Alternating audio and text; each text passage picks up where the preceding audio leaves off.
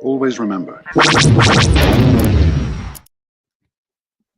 Hello there, everyone, and welcome back to Determined Focus Live / Mortis FM, a Star Wars podcast. I am Grayson, one of your hosts of both of these shows.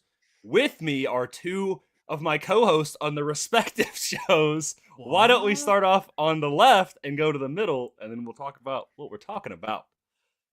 Hey, welcome back to Focus FM.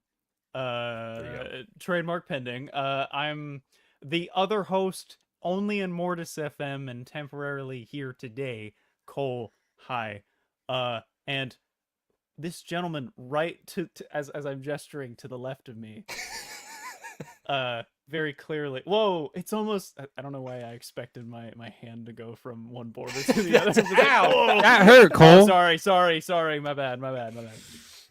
Hey, what's up, you nerds? Time to talk about Star Wars. It's me, Will the Force, on Mortis FM. That way you'll be able to hit this on YouTube and in two places at once and listen at the same time. Mm-hmm. Wow. And it'll be the same thing. Whether you are listening to our personal Spotify, on Will's YouTube, on our YouTube, wherever, we're happy you're here, especially if you're here live the day after May the 4th, today, Revenge of the 5th, which I guess is kind of like an unsanctioned Star Wars holiday, but it counts in my heart, okay? Guys, why don't we start off with that? How's everybody's May 4th? Cool. I would say that I'm going to say it was enjoyable because it's not like I did anything specifically Star Wars yesterday other than watch Tales of the Underworld. Very happy about that. But I think I'm going to kind of put together my theatrical experience of seeing Revenge of the Sith a few days back, which was really, really incredible to see in theaters. I'm assuming the two of you gentlemen did as well. Yes, we did. Yeah. Was it the first time you saw Revenge of the Sith in theaters, Cole? I think so. I have a weird childhood memory of seeing it in theaters, but I think I could be lying, and so I don't really know. Okay. I'm just gonna say yes as far as cognition goes. Yeah. No, yeah. I saw it was it before last week's live? I don't remember when I saw it because I know it ran for the weekend. It would have been up until last Wednesday. Sunday, right? Last Sunday. Yeah, something like that. So yeah, it was a lot of fun. Tales, dude. I've been eating up the Fortnite season right now because it's just all Star Wars. Like all of the guns are all guns from Battlefront 2. Like, oh really? Oh yeah, the A280 CFE, which is Cassian's rifle, the IQA sniper, the Naboo CR2, like, and they all function like they do in Battlefront 2 as well. So I'm like, okay, close enough. Welcome back, Battlefront 3. You know, like, yeah. And so you can get lightsabers. It's a lot of fun. So between that and then last night I saw Empire Strikes Back with the live orchestra, which was really cool. Really, really cool. I posted a clip today, and I've got a couple more. But yeah, that was a lot of fun because I did A New Hope last year. So hoping they do Jedi next year. Speaking of Jedi, the conductor had like the coolest entrance possible. Where last year at the end of A New Hope, he like pulled out a lightsaber at the end. It was like, then this year he didn't like come up behind the stage. He was like back in the crowd in a full Return of the Jedi Luke outfit, came down the stairs, pulled out his lightsaber, and it was like you could hear the lightsaber throughout the entire arena. And he was like, I mean, he was like aura farming, bro. Like it was That's sick. Dude, he like was swinging it around like it was like Mando season 2 Luke entrance. Like he had the full cloak on and everything. I was like, this is insane. If only he conducted with the lightsaber. That's what my That question I was going to know. be. Yeah. I guess that probably would have interfered with some sound, but that would have been. He That would have been also cool. would have had, depending on the lightsaber, he would have had to have incredible forearm strength. Yes. To go like that. Yeah. Give So him- that'd probably, give him, probably get uh, pretty exhausting pretty fast. Give him just like one of those little like baby sabers, Just Yeah. Just there give you him Yoda's. go. Yeah, that's true. Will, what about your May 4th? How was it? I was bummed yesterday for a little bit of my May 4th because Saber Theory ran a trivia Kahoot for like an hour yesterday. Yeah. Oh yeah. And heard I, about that. on 2 out of the 4 of them, got 100%. But because it's Kahoot, and if you don't Uh-huh. click fast enough, other people can beat you by like minimal points. Yeah. So in both of the situations, if it was just like, hey, streak, I had a 19 out of 19 streak and a 21 out of 21 streak. Both of them won. But somebody beat me out because they were a little bit faster to the clicks, which you have to be insanely fast. Yeah. Like it would be like the question would be like, what species is Greedo? And the thing would be going across the bar, and I'd be going Rodian, Rodian, Rodian, Rodian, Rodian, Rodian, Rodian, and then just clicking as fast as I can, waiting for it. But somebody is still faster. So I was a That little was bummed. But other than that, Tales of the Underworld was so much fun to watch yesterday. Yeah. Yeah. Very much Maybe before we was. get into that, because I know that is very high on our agenda. Why don't we, Will? I'll let you do the honors because you're the chat man. Let's check on chat, and then maybe we can talk about Tales. I keep on wanting to say Tales of the Empire in the same way that last year I kept saying Tales of the Jedi. This is just going to be a recurring. I've just been calling it Tales Season 3 yeah, because yeah. like So there's it's Tales from the Underworld. Is that what it is, or Tales of the Underworld? Because I'm now wondering if they all use of. Tales with the Underworld. Tales Tales- across the underworld. Tales Y. Tales around the underworld. Yeah. Any type Oh. of preposition. Tales under the underworld. Under Tales World. Hey, Yeah. what's up, Jake's here. Let's go, Will and Grayson and Cole. Yo, Gaines, everybody. I like that Rebels profile picture, dude. That's really cool. Oh yeah, that's cool. That is sick. I wonder who the artist is for that. I don't know. Let us Um. know. Oh, look who it is. Y'all smell that? It smells like a couple of legends in here. Does it smell like a petting zoo because there's a couple Happy of to know goats you in here? noticed my cologne. Shout out It's Noah. just We called also Legend. It's so dumb. played Fortnite this weekend. A little bit. I haven't Yeah. played yet, but Palpatine holding a AR is extremely enticing to me. Well, Let's see, catch this dub, They Lord might Vader. finally get me this time because I don't play it, right? But they have Grievous in it, and now we have a reason to play. So I will say Grievous is not available until the 15th. He's his own separate, like, you get the pass, but it's super easy. You just like complete My like, life's little- over. I'm done. Yeah. Which they still haven't. Mace Windu is still not in the game yet. Darth Yeah. Jar Jar is not in the game yet. He's in the game, by the way. Did you know about that, Cole?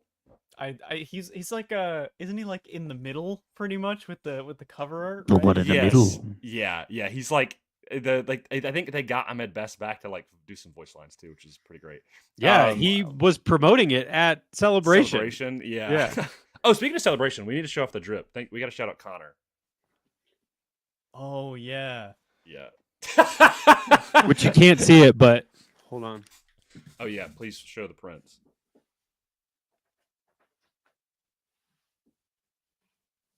Let's go. That is so great.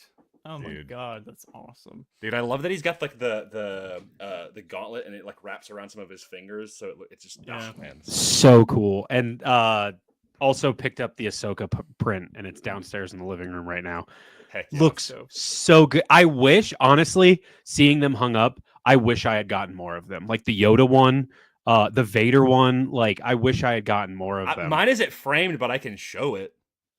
Which one? You got the Cassian one, right? Or no, you got Soul and Khmer, right? Yeah, I got The Stranger. Come here. They did a poster. I'll go.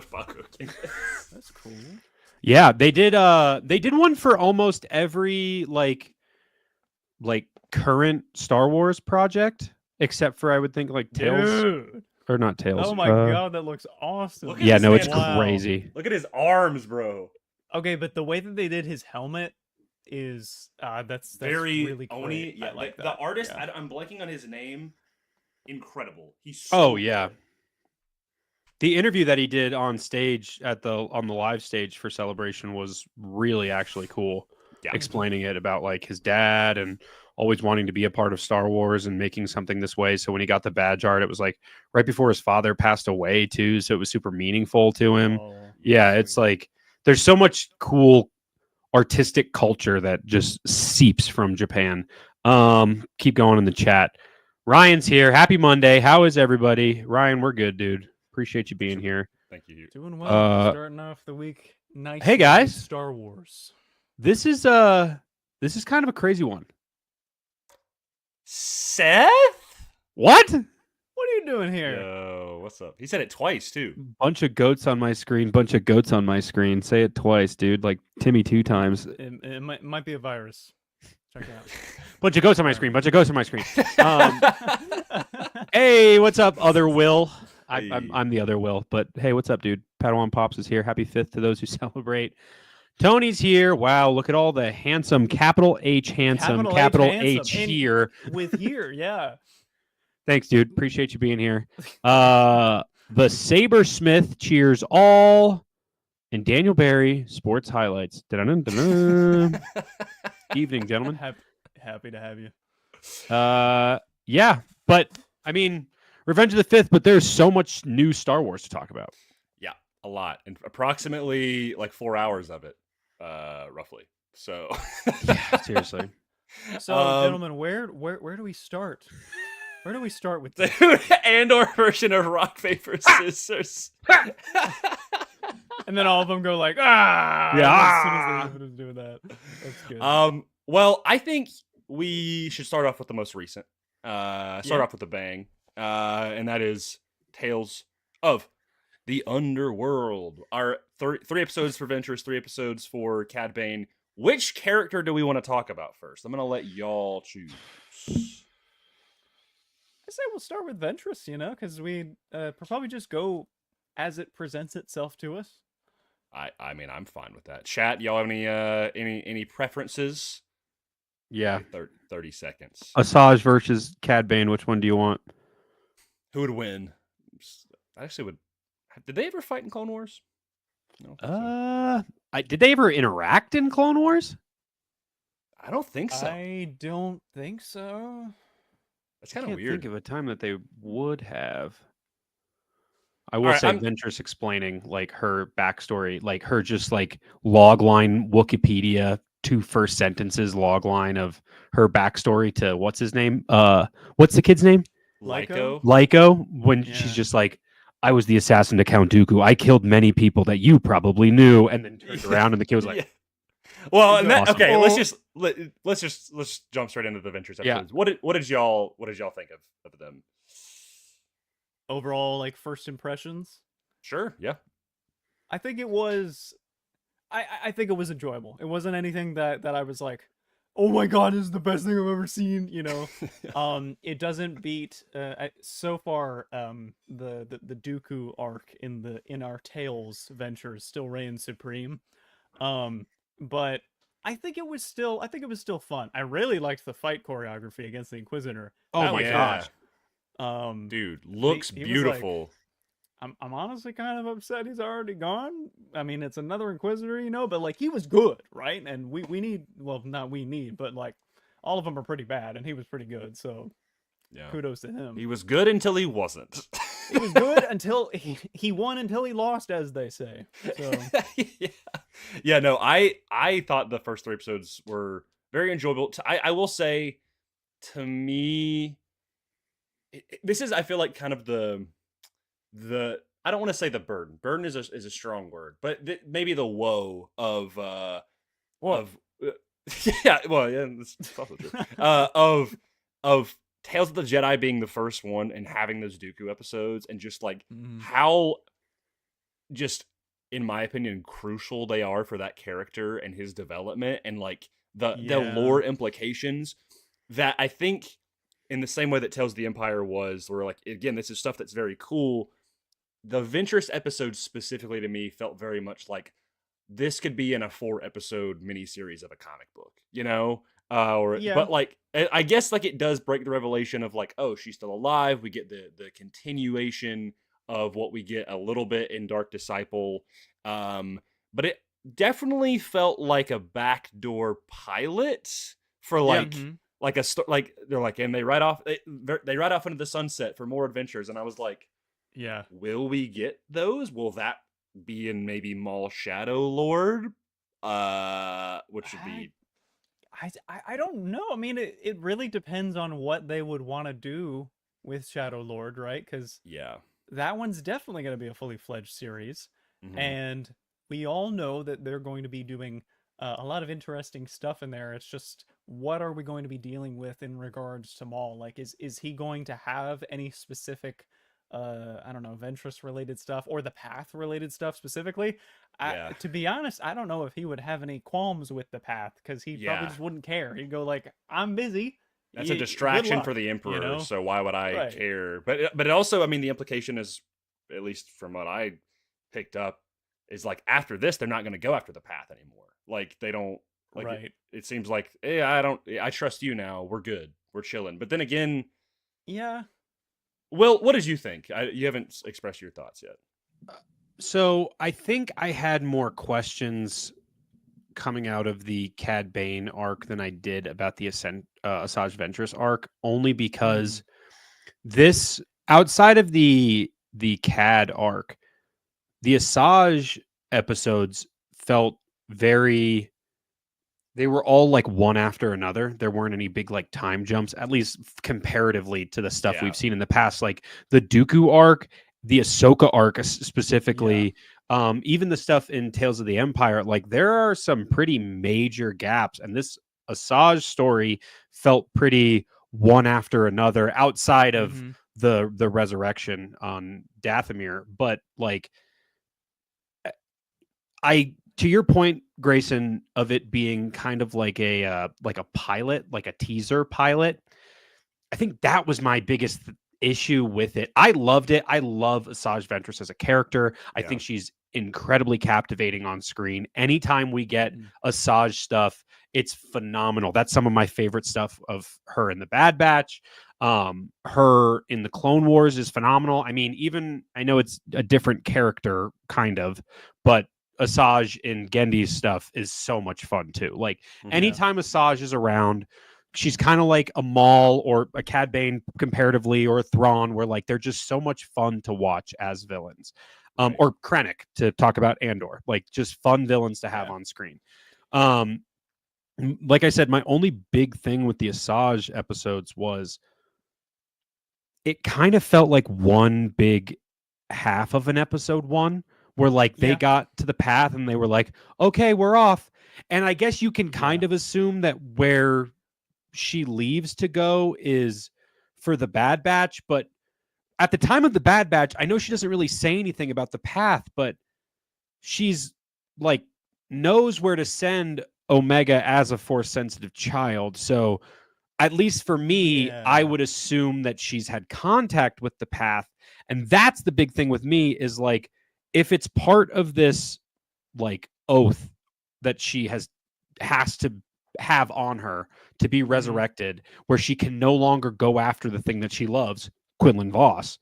How does she even like stay in contact with them? Also, like, is that, I would assume it's Force based, because there's more than one point of view on the Force than just the Jedi. But like, it's interesting how that would work. Not to throw this out there, but is it the will of the Force that she is like at the end, because she gets there, right? And she's like, okay, you go ahead. I have to stay back. Like you're going to be a great Jedi, blah, blah, blah. You're already a great Jedi. I can't go. And it just seemed very abrupt because she was working so hard and that was her main goal the entire time. And once she saw the ship, she didn't even Yeah. see Quinlan. She was just like, actually, I can't go. So that's why I'm like, is it some weird like force dealings where it like Yeah, changed her See, mind or something? I don't know. It was terms of very are weird. murky, for sure. Because Yeah. it feels like I was thinking before that it feels like an unbreakable vow from Harry Potter, where like Mhm. maybe she wants to, but if she did, she would die, right? Yeah. I don't know. It could be like the terms of her survival. But it does feel like, at the very least to me, it wasn't presented in a way that I understood why, you know, she was just like, never mind, I'm not gonna go. Yeah. If we had a better And- grasp on the terms of the deal, Yeah. I mean, like, don't alter it any further. please don't go any further. The only other thing I can think of is like, there's like a weird, like, context, like verbiage sort of loophole, kind of like the Mara Jade Luke thing in end of the Thrawn trilogy, where she's like, "I will kill Luke Skywalker," and she's like, "She did, but it was a clone." Like, Right. it's like that kind of thing. Sorry, spoilers for a book that came out a million years ago.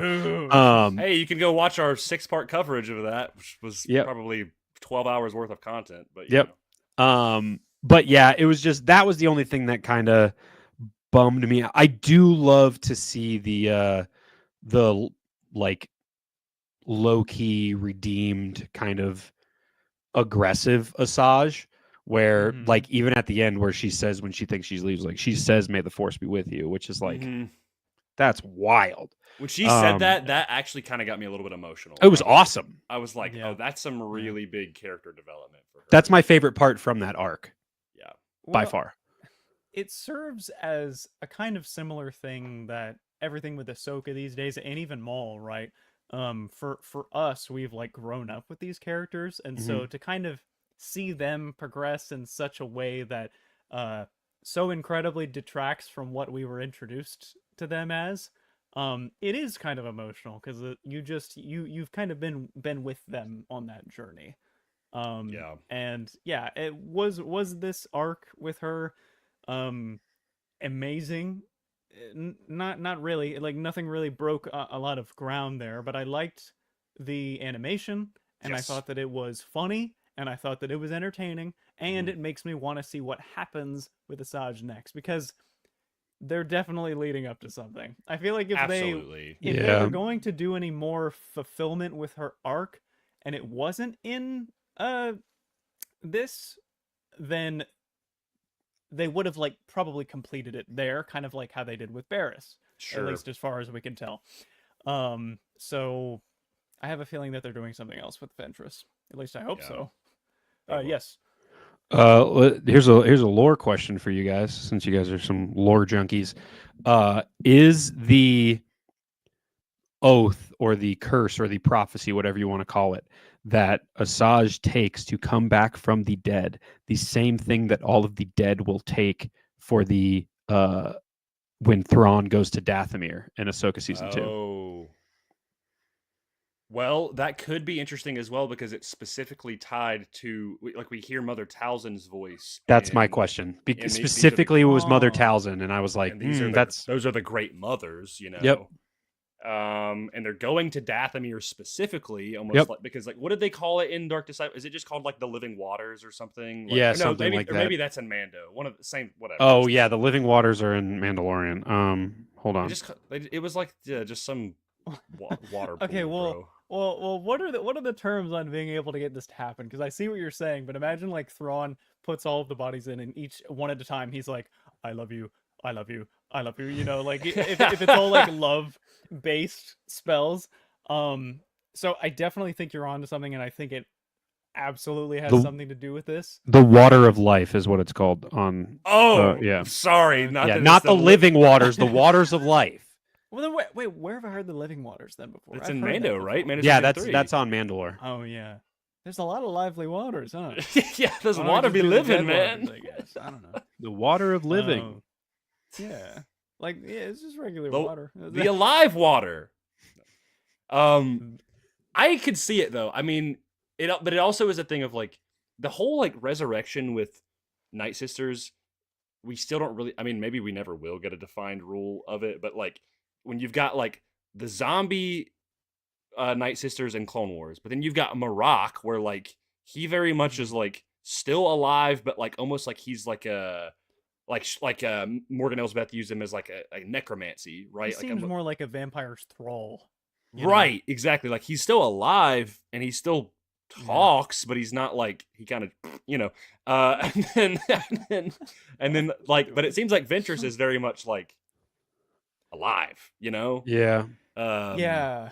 And I hope that that's explained in a way that can kind of make sense, because I know that George has always been adamant about, the Night Sisters are not the Sith, but the Sith not being able to have the same sort of resurrection that a Jedi could, or someone that becomes one with the Force could. Bro, it's kind of like did y'all watch Sinners? Yeah. It's like you didn't watch it, Will? Well, I haven't seen it yet. It I doesn't. really want to. This actually doesn't spoil anything, but I mean, it's basically like the dilemma with like the vampires and the humans is like, obviously humanity, like, being it's in that whole movie. I feel like there's a lot of allegory for like the afterlife and heaven and hell and like being able to live forever, sort of thing, is kind of a big theme of it, and that's kind of what it is. Where it's like, that's why the Jedi are so strong, is because they're able to transfer their full essence over to the Force, right? And that they're able to like act, whereas Palpatine, right, or Plagueis, or even working on a reel right now for another Sith Lord that wanted immortality, that they're always like they're cursed by it, like it's a very flawed form of immortality, and it's still, I mean, the Night Sister stuff is still kind of dark side, like magic, so Yeah. I don't know. Well, what would the oh man, the Mountain Clan be able to do? Would they be able to do something like The that? Singing Mountain Clan, yeah. Ooh, I wonder That's my question here too with Marok is, will we see at the end, and I know this isn't really Tales related, but because of it being so, there's so much Dathomir related stuff going on in Star Wars right now, between this and then Shadow Lord and then Ahsoka season 2, like if Marok is brought back to life, which life with quotations around it, like not really, he's more like just a reanimated body. However, he does have some sort of like perceptive personality because he's able to talk and like respond to commands and stuff. So I don't know how like thoughtful he is. But in I just don't know much about him as a character in general. Which is why I'm interested to see him in Shadow Lord. But my question there is, does that mean we're going to see Morgan Elsbeth in Shadow Lord? Does that mean that the reanimation process is completely different from this whole prophecy? I mean, how many different like bring back to the life prophecies can you have in one planet? Seriously, like isn't it the same? Isn't it all the same magic? Isn't it all the Force? Even though it's different cloaks wearing different stuff. Like, well, just the way you use it, and then you want to throw in the acolyte, and you're like, well, you could create life, but so it's all over the place, I guess. Yeah, I mean, I suppose it's always been, what's the word for it? Mutable. Like it can always be interpreted in different ways. Right. And so I'm up for new interpretations, new things that can be done with the Force. But yeah, with this, it does bring up some questions on like how this works, because I mean, Ventress is alive now, yeah, but for how long? Is it like a true resurrection where she will be resurrected until she dies again? Is she immortal? No, she's not. Is it like a pact sort of thing? Really, I don't know. And then it makes me wonder, like, okay, well, if she refused going back to be with like her sisters in like the afterlife, right? Like in the I'm thinking that the living waters, the water of life. Is that what we said? Yeah. Yeah.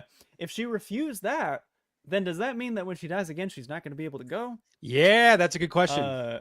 So then what happens in regards to that? I don't know. Have you guys seen the Dungeons and Dragons movie?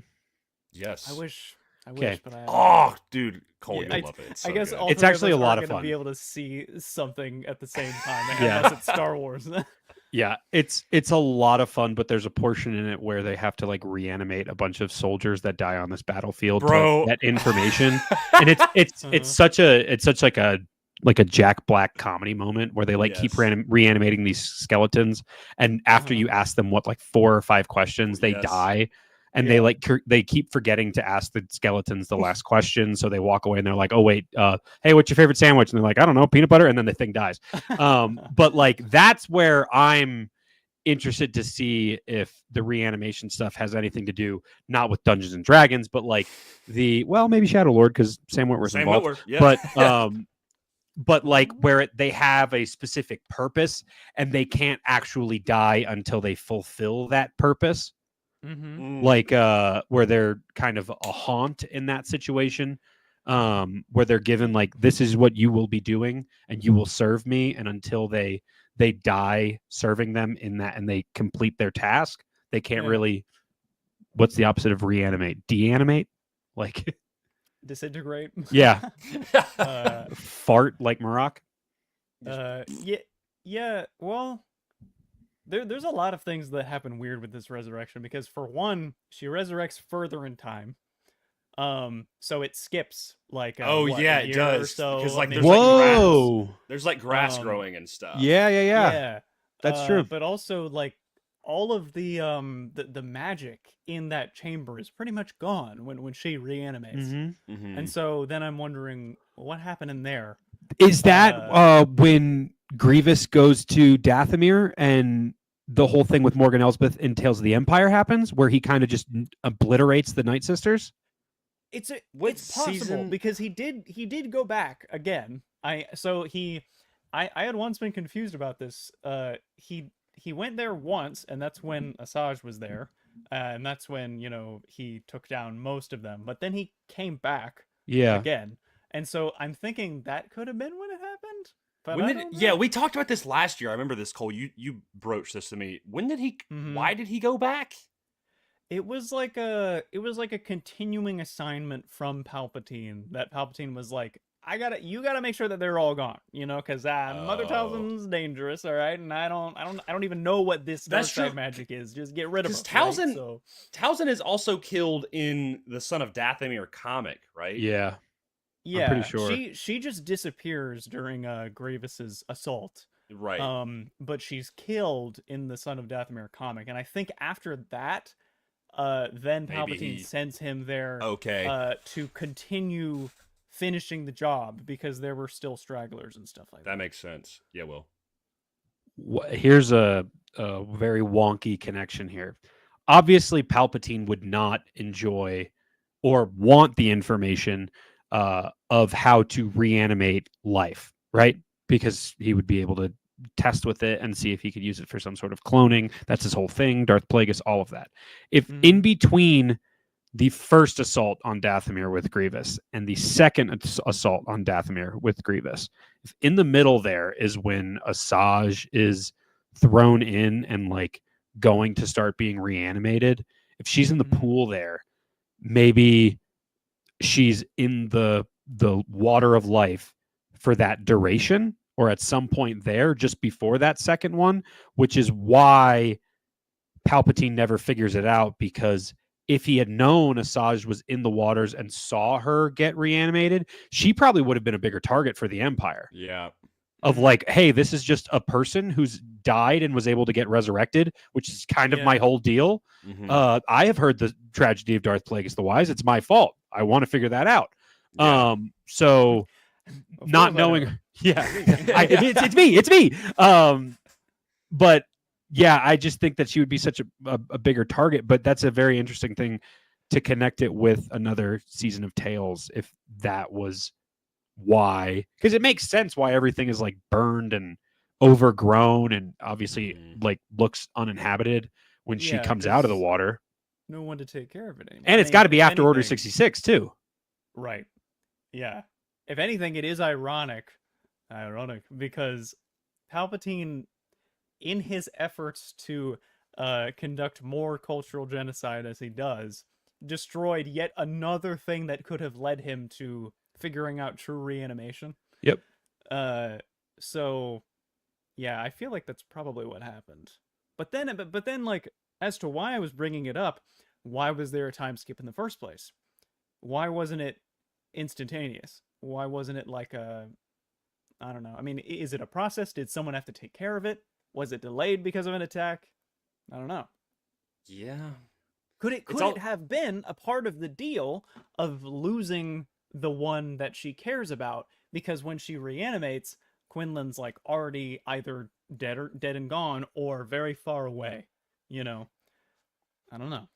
Oh, do you guys? So what you're thinking that maybe that the reason she comes back is after Quinlan dies? Yeah, and it could be like the reason why she's helping out Omega and people like Lyko, right? Is that it feels like it's her duty to Quinlan. Because Quinlan Right. started the path, and she's like, well, I want to at least help foster it. Oh, you and know? she doesn't know by the time of her reanimation that he's dead at that time. She's just going to look 'Cause for that him, would and there's be- that nobody. would- Nobody has the information.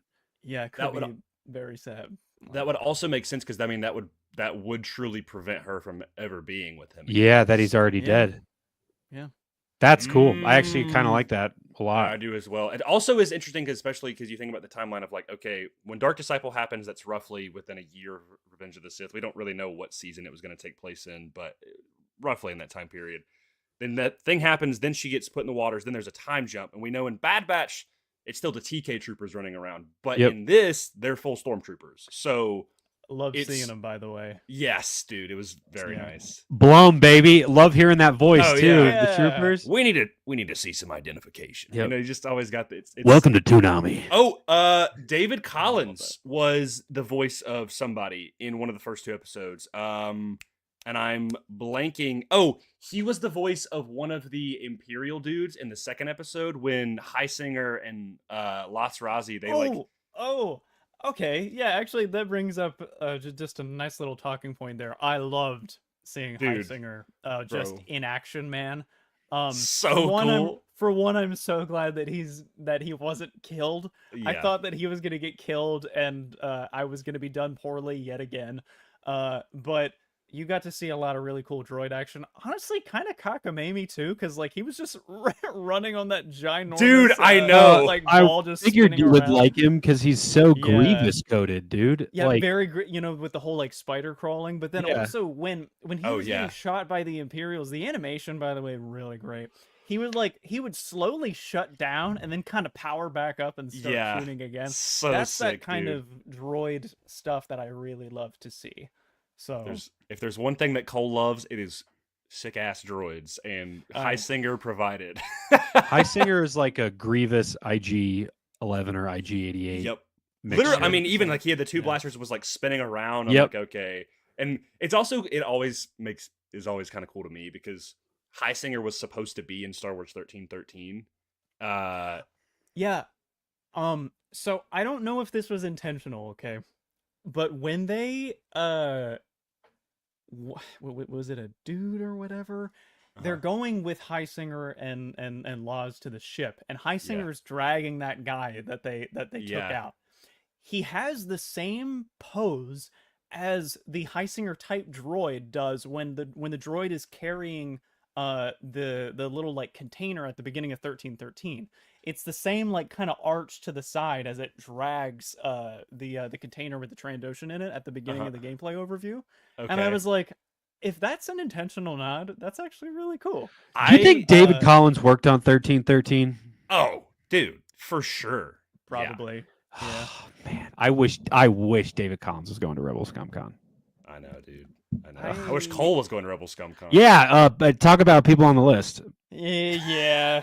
Yo, I'm um, waiting for that announcement. That guest to be like, I- Cole I from didn't- Mortis I didn't get FM. accepted for the guest announcement this year. It's just unfortunate that plans always seem to revolve around something that's supposed to be happening, but Yeah. No, it's these ill are plans that I timed. cannot undo, so we'll have to do next time. Yeah. Catch me at Star Wars Celebration 2027. Whoa, see you in LA, baby. That's See you in true. LA. Yeah. Yeah. No. That honestly. Yeah. Because that was what I was saying about David Collins. He was the voice of like one of the Imperials. For that, like literally, there's like two guys, and when they're controlling like the shipment, he's like, stop transport, whatever, because they're like at that crossroads, and that's when Heisinger like sneaks Yeah. in, and I was like, hey, that's David Collins. Oh yeah, And- those guys with like their mullets and stuff. Yeah. They looked very 70s. Yeah, I loved It's it. kind of neat. Yeah. Yeah. I don't really have any more. Oh, go ahead, Will. No, I was going to say one more thing. If there's a weird year gap that takes place after Order 66, and I know it's probably not the same like year gap, but we'll just call it a year. There's another show that has a year gap after Order 66 that also happens to be animation that is also revolving around Dathomir, Maul Shadow Lord. So is Asajj's return within that same time frame of Maul Shadow Lord? Because that's something I didn't think about initially, was because I was thinking of it being like a year after or not a year after, but like directly after Order 66 and like getting his butt kicked by Ahsoka in Siege of Mandalore. So I was just it's interesting because that would kind of put her right at the reign, depending on how this, I'm going to call it a first season because they're going to make multiple seasons of this show. They're going to make Sam Witwer. You're gonna make multiple seasons of the show. But Sam Witwer, you personally, are you gonna will make you multiple will do it. You will do all the animation and all the voice work, and all the marketing and everything. But I trust him. if there aren't any incredible time jumps, which I'm kind of assuming there will be in Maul Shadow Lord, because there's a lot to bring up between there and where we see him in Solo, even though that's not really confirmed that that's where it's headed, right? We just assume, right? It's that interconnectivity sort of thing. I think they will go all the way to Rebels, dude. So you think the end of season 1 will end at Rebels? No. Oh, season 1? No. Okay, that's what I'm saying. Is in this first season, have to be a big season 1. Yeah, that's what I'm saying. Is like, will there be crazy time jumps throughout? Like, if it's 8 episodes, like let's say if it's 12 episodes and each 3-episode arc has a year in between. That's a good idea. Maybe somebody should do that. You know, I've met a guy named Goni Tilroy, and he had the same idea. But not Goni, bro. If they better make a Star Wars character named after Tony Gilroy named Goni Tilroy, bro. Dude, not to bring up that saber theory thing again, but we were in the live stream and I was doing the Kahoot, and Luke was the one running it, and he was explaining how the lightsaber that he had, it was the spinning like technical one. It wasn't the one with all like the with like a box or anything on it. And he referred to it. It doesn't have any Schmeebles or Deebles. And I was like, Schmeebles Deebles is my favorite Star Wars character. Schmeebles Deebles, dude. He hangs out at Dexter Jettster's diner. Oh my god. He would. He's the best customer there. Yeah, I'm putting Schmeeble Deebles in a campaign. Man, what were we talking about? Oh, it was Shadow Lord, right? Yeah, the years in between. I was so lost there for a second. Probably what I would think would happen is I get the impression that Maul was stuck on Malachor for a considerable amount of time. He's stuck so often, dude. He's always stuck. He's always in a hole. He's fallen and he can't get up, you know. And so I do think probably the show might end like kind of like like almost like a stinger at the end of like it leading, and then maybe literally the very end of the show, it's like he sees the Ghost Crew landing and that's where it ends, sort of thing would be kind of cool. Not season 1, the entirety of Maul Shadow Lord. So do you think the end will be? You think the end will be Rebels and not ending with where we see him in Solo? No, because there's a 4-year time gap between Solo and Rebels. Yeah, but because of how directly after Order 66 the show starts, according to him, maybe season 1 is leading up to Solo, and then season 2 is Solo in between Solo and Rebels, I guess. I think Shadow Lord will go at least. I'm gonna be bold here. I think it's gonna go at least 5 seasons. Aren't you so bold? I'm not against that. It's just, I hope so, you know? Yeah. I mean, outside of Clone Wars, we haven't gotten an animated series that has gone 5 seasons. But it's like when you've got theoretically 14 years of Maul content, that's not filled in. That's just ripe for the picking. Here, I was just going to bring this up before I forget it. If Maul finds out that Ventress was able to be resurrected, I feel like he would try to do something about Savage. Yep. Yeah, dude. But That's he's got to actually know that, right? He has to know that. Like, I feel like that's. I think her and Lyco have to show up in Shadow Lord. I just kind of forget the inherent Dathomirian connection there, and the fact that Marak is also going to be in the show, and like she's running around, and like at some point or another, like I feel like whether they want to or not, the path is going to intersect with whatever he's doing. Like not necessarily like because it's like they're kind of all operating literally within the underbelly of the galaxy. Like it's kind of like in a Fallout game, you know, when it's like you've got one side quest or like faction that interacts with another faction, you know, you got the Railroad interacting with the Brotherhood of Steel, you know. Maul's the one to kill Lyco. Oh no, Maul's apprentice is the one to kill Lyco. Apprentice versus apprentice. No. That would be really interesting. That's how she gets her lightsaber. She kills Lyco. No. Wait, her light. What do you? Very Like a Like Talon bleeds or the whoever it's gonna be. Yeah. Yeah. By the way, I really like Lyco. I think I really enjoy his character. I think he's a solid Jedi.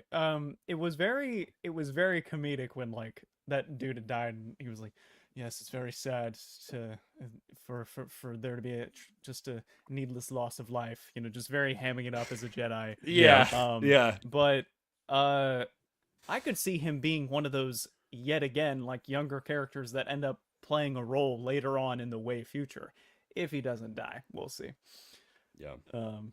Yeah, I like him because I can tell he likes being a Jedi, you know?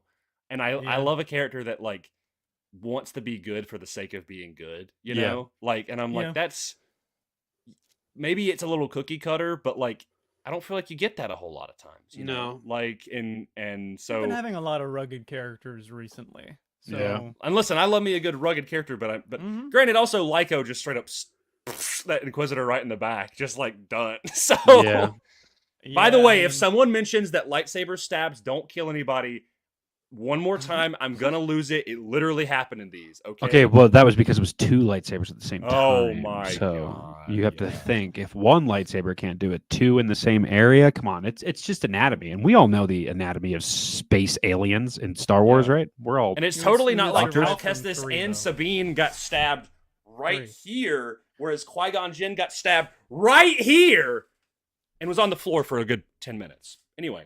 Yeah, but Maul's lightsaber blade was longer, so that's why he died. And it was red. It doesn't. And it was hotter.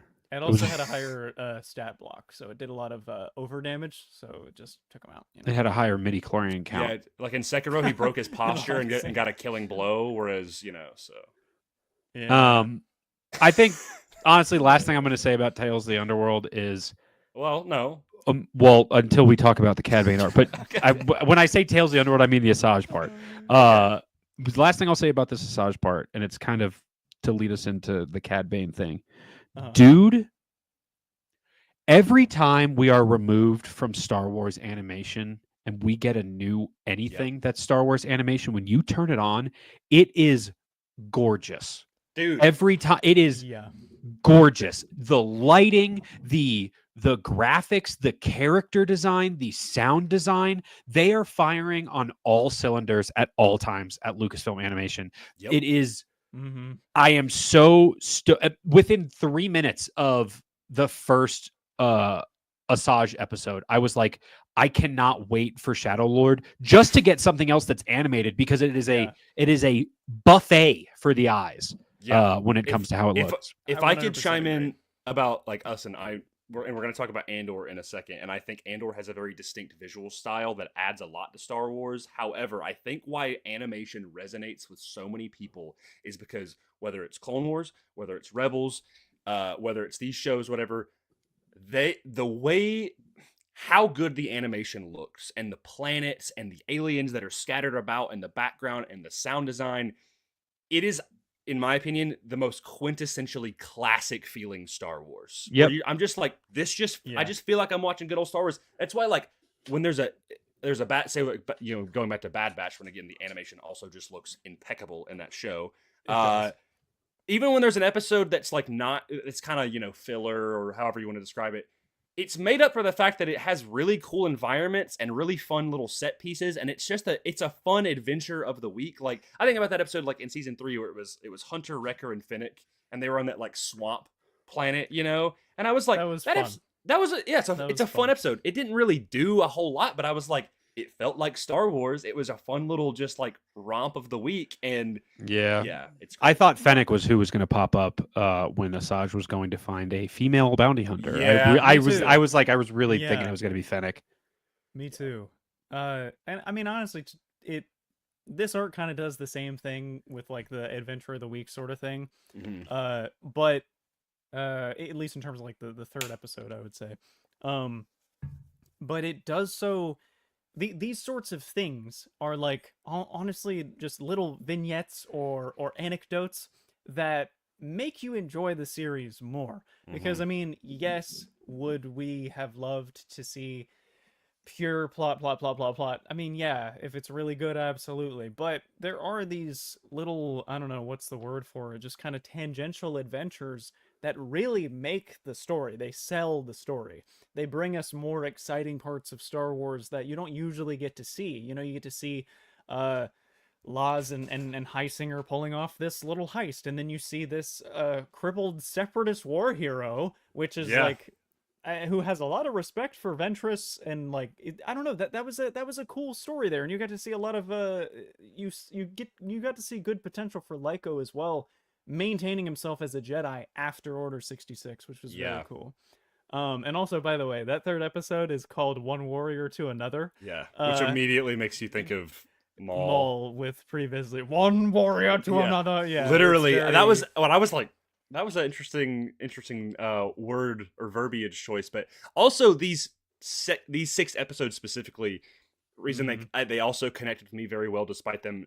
The Cad Bane episodes are very plot heavy, I would say, but even the Ventress episodes, they felt so Western. Like they're on like a backwater kind of Western planet. Like it kind of has some Tatooine vibes, but it's not. It's more canyony. And then they're riding on like, you know, kind of desert. I mean, even down like to like the kind of battle droid scarecrows that are like out in the field and stuff. And it's like it's just got this kind of Western vibe. And I, as someone who loves Westerns, when that gets implemented into Star Wars, I'm like, yeah. Which I mean, it's why Mandalorian, like especially season 1.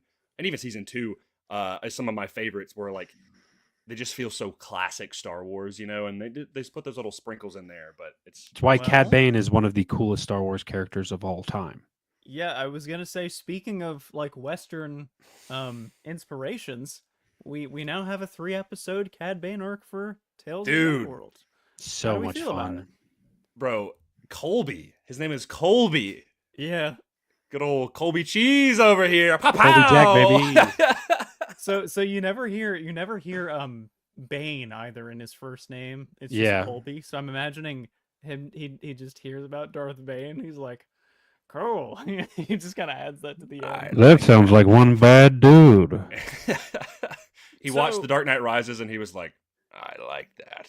I was also born in the darkness. Did y'all notice that him as a kid versus him as a teenager just sounds I mean, I know it's a different voice actor, but like, is it Nero? Nero sounds pretty consistently the same, but Bane is like, I'm Cad Bane, and he's like, I'm Cad Bane. You know, like he's like, well, it's the impression that I forget the voice actor for Cad Bane, which is something I should absolutely know. I forget his name, but dude, that clip is so good. It's Lee Van Cleef and what's not Vincent Price. What's the guy's name? Where he talks like this. Like it's supposed to be a wild combination of 2 actors. Which was George's idea. Very cool.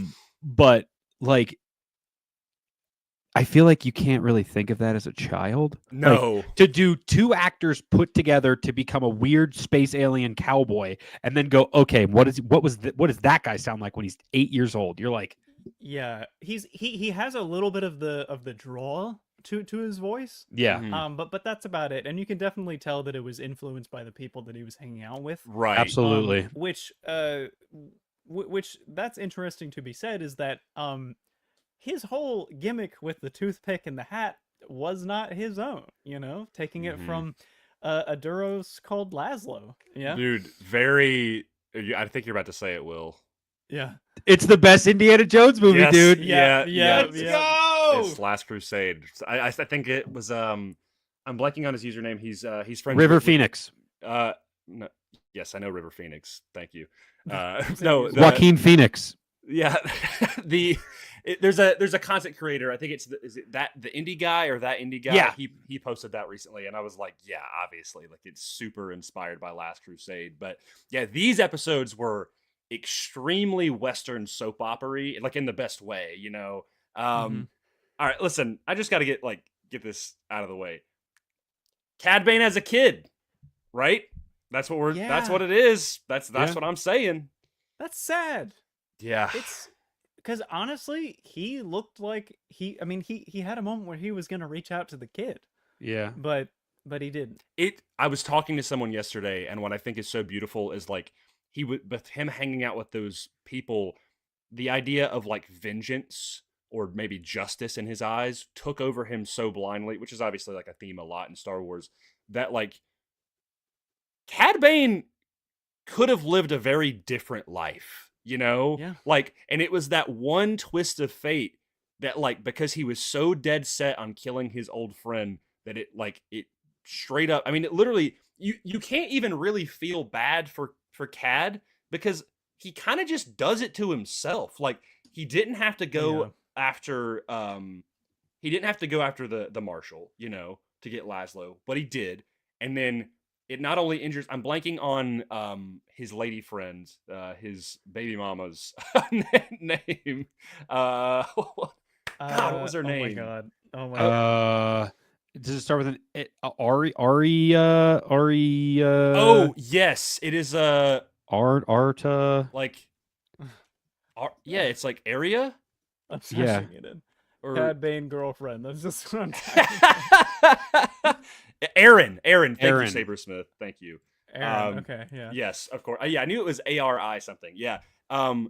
Yeah, like she actually seemed like very nice and very sweet for being part of a gang. But anyway, but like he kind of just does it to himself, and even like to the very end, it's like he just kind of doesn't care, which I think obviously is very consistent with the way Cad Bane is later on, but it gives so much more depth to his character of him being like, for anybody who's seen Westworld, kind of the Man in Black, you know, like he is Mhm.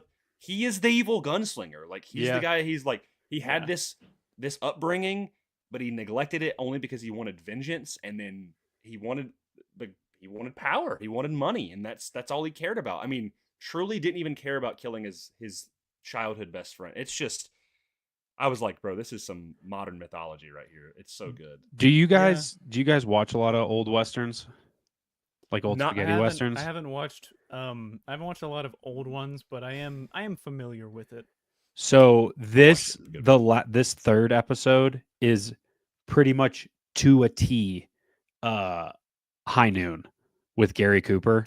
Well, Oh, Yeah. I assume everybody knows that like it was slowly approaching 12 o'clock, which was funny as Yes. well. Like as Yep. soon as I saw the 11 o'clock, I was like, it's about to be high noon. Yeah. yeah,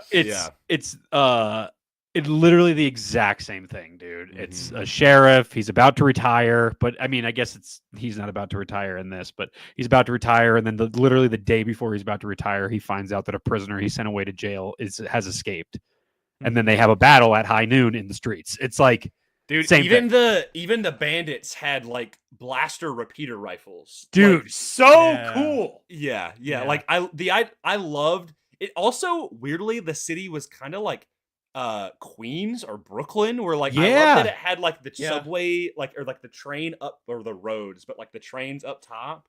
Well, you like seeing like the speeder chases and news going on and Yeah. candy shops, which that candy looked delicious, by the way. Yep. More kudos to the animation. Galaxy's but Edge, then- guys, start cooking, put it in there. Yeah.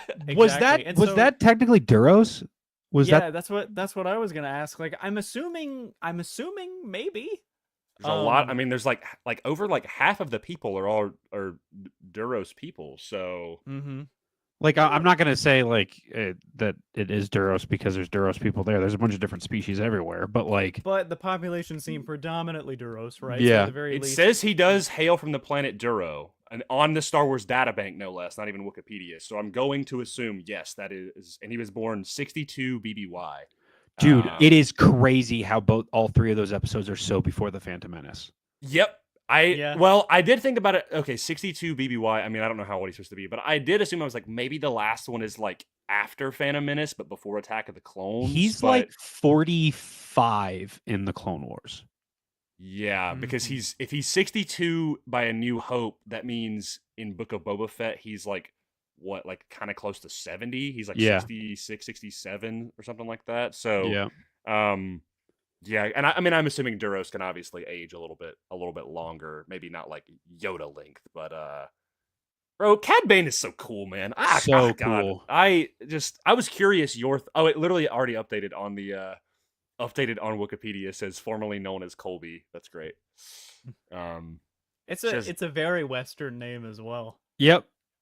So Yeah, dude. Even I love that his son's name was Isaac, because I'm a sucker for when Star Wars, I mean, very traditionally to the original trilogy, takes biblical names or like and puts them in Star Wars. So like you've got, I mean, like my favorite characters, like you've got Luke, you've got Ezra.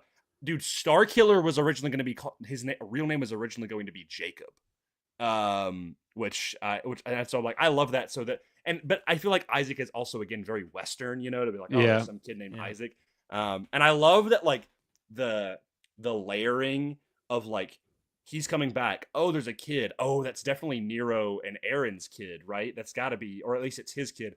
Oh wait, oh he's gonna be pissed at what happened, what you did with Aaron, and it's like, oh, they got married, they had a kid. Oh wait, it's not his kid. Oh, Aaron is dead. Oh my god, it's Cad Bane. I mean, literally, it's like bam, bam, bam, bam, bam, bam. The 3-episode arc, specifically that third episode, to tie it all in and just send it off with a banger, is like that is perfect Star Wars animation to me. Like start to finish, it looks fantastic, it sounds fantastic, the acting is fantastic, the characters are fantastic, and the story is just we're going to talk about Andor here in a little bit, and it's very different from this. And Andor is also great storytelling, but it's new to me, even though I'm such a fan of specifically Andor season 2. I love Andor season 1. It's great. It took a little while to grow on me, but Andor season 2 has been phenomenal. It's just something like Andor had never been what I had thought of when I think of Star Wars. That the Cad Bane arc, the Dooku arc, the episodes of Ahsoka, like the specific episode of Ahsoka in her arc where she's training with Anakin, like all of those feel so quintessentially Star Wars to me. And like to your point earlier, Grayson, it only elevates it that it's within that animation, especially for us, like growing up with the Clone Wars and Star Wars animation and Rebels and stuff like that. It is, those 3 episodes were I don't usually call Star Wars perfect a lot of the time. That they were perfect from start to finish. Like there's nothing I would want differently. There's nothing that I would change. If that was a comic book or a book, it would still be perfect. It was front to back fantastic. Yeah, I couldn't have said it better. Weirdly enough, because I think Andor, at least the most recent 3 episodes that we're about to get into here in a second, actually I feel like had a lot of commonalities with the Cad Bane stuff, and I thought about it and I was like, man, if you took those 3 Cad Bane, because obviously Tales has to be very, very succinct in its storytelling, you know, it has to be so fast. I mean, it's snappy, right? Whereas Andor has the liberty to be able to kind of draw it out a little bit. But I did think about it and I was like, man, imagine like a Cad Bane show kind of in the stylization of Andor, though, where it's like 12 like hour-long episodes. Like you get the that should have been Book of Boba Fett. I'm just saying, dude. Listen, they still can do it, bro. Except for one very cool episode. Yeah. Always get back up, baby. Always get up. I'm not getting into it with you right now. I would have loved 12 episodes of a Cad Bane season, and then it was only 11, and then 1 episode was just about Luke training a Jedi Padawan. Are you kidding me? Are you kidding me? Or Cad Bane's in that episode as well too. Or hear me out, because the animation is so good. Post original trilogy animated show. I'm gonna create a button that when it just comes up, I can click that just so we can just get it over with on this. Where you get make a Luke animated series. You get my satisfaction and the entire fandom satisfaction, and a lot of money. I get Luke Skywalker. Anyway, go ahead, Cole. We also have a lot of opportunity to see like Boba Fett and Cad Bane and Shadow Lord with like a more underworld stuff. There's a lot of potential there. Okay. Hey guys, do you know what would be awesome? Yeah. What if he's wearing the 1313 suit? Dude. Oh, so man, okay, you here's can't my do thing, that. because you know how at Celebration they were talking about how, and Cole, What I'm if they sure made 1313 into an arc? Anyway, sorry, go ahead. that's what I was about to get into. Okay, so obviously we know when they did the deleted arc with Cad Bane teaching Boba, that was definitely going to be within the Clone Wars. We still don't really know how much of that is. Obviously, we know like that Cad did get the shot in the head during like, Bad Batch and everything. We still don't know if that is from Boba, but you could assume that it is. At the same time, they could kind of push that storyline a little, like specifically with Cad teaching Boba. Like Boba might already have the armor, but maybe he doesn't have, and maybe he, I don't know. I just thinking of like to push that forward a little bit in time to be in between 3 and 4 to where we actually do still get that storyline. Because to be honest, I have a lot of problems with Book of Boba Fett, but if I truly had to boil it down to one thing, it is that we never actually properly have seen their first duel when we get the second duel in Book of Boba Fett. Yeah. And I always thought that was a weird choice to have that as like their rematch, yet we've never actually canonically in a show seen their first matchup. And so if they were to properly do that, granted, to be honest, I think Tails would have been the prime way to do it. Regardless, there is that it probably in my top 3 things that I want in Star Wars that like just need to be done, like no brainers. That is absolutely one. And so if we ever, I told Cole this on our show, that like they are now at a point where they're kind of building a catalog. Okay, we've got Jedi, we've got Empire, we've got Underworld. Eventually, I do think they will probably go back and do additional seasons of those. Like I think, like I would not. So. I would be shocked if like I feel like the last box they got to tick is like Sith, Sith or clones, which would be really cool. Yeah, right, and that might be, and I feel like obviously Tales is kind of their playground if they get to experiment with a little bit, but like if we ever eventually go back to a Tales of the Underworld and we get some of that Boba Fett, I mean, like, dude, people would go crazy. It's been a long time, Boba. That's pretty good. I think so. Tales of the Old Republic. Oh my god, bro! Not a bad place to start. I'll take anything. I'd love like Disney. I will still write a KOTOR movie trilogy for y'all. I've got it planned. I literally, I'm not kidding. I got the script. I got it. Yeah, it's right here. It's on a floppy disk. I would love like a. Can you even call it this? But like a Tales of the Force, where it's like. It's all mysticism stuff, and it's just like weird, wonky. Dude, the origins of Mortis, bro. Or like a full really arc cool. just about the Bendu, like just weird, outlandish like Force stuff. Dude, the cave on Dagobah. Oh, Tales from the Cave. What did you say, Cole? Tales from the what? I said Tales from the Netherworld. Just Ooh. referencing how Yoda said. And Steve shows up. He goes, "The Nether." I'm sorry. Chicken jockey. All right, guys. Yeah, everyone have a good night. Yeah. I think we're good. No, because Cole and I did a episode devoted to the Mortis arc last year, applicably because we are Mortis FM, and there was a lot in there that picking up. I mean, granted, I've seen that arc a handful of times already, but like really deep, like diving in critically, like. There's a lot of stuff in there that really alludes to like how much we really don't know about the origins of Mortis. And of course, adding the layering on of Ahsoka to that as well and what we know about season 2. Season 2 is going to be pretty relevant, I think, in terms of that. I cannot wait. He literally, Dave was literally like, yeah, there's going to be more Mortis gods. And I'm like, more Mortis gods? Or is that what he said? It's a whole pantheon. No, no. He just said like the Mortis gods. You will be. There will be. Right, there will be more of that. You know. Live action Sam Witwer? Question mark. Yeah. I listen. There's only truly. one I think way. it's a toy. I always do that. I say toin cost when I mean coin. Toin Koss is my favorite Star Wars character. How many? He We're was gonna there create a at Booty list of just. Feebles, Deebles, Toin Koss, What did we Coin say? toss, Oh, Goni Tilroy. Goni Tilroy. I'm gonna start making a library. Okay. Anyway, yeah, no, these. Anyway, Tales of the Underworld was fantastic. I don't think I have any more to talk about. Maybe It we just should makes talk. me so excited for more animation, dude. Yeah, it's like you don't.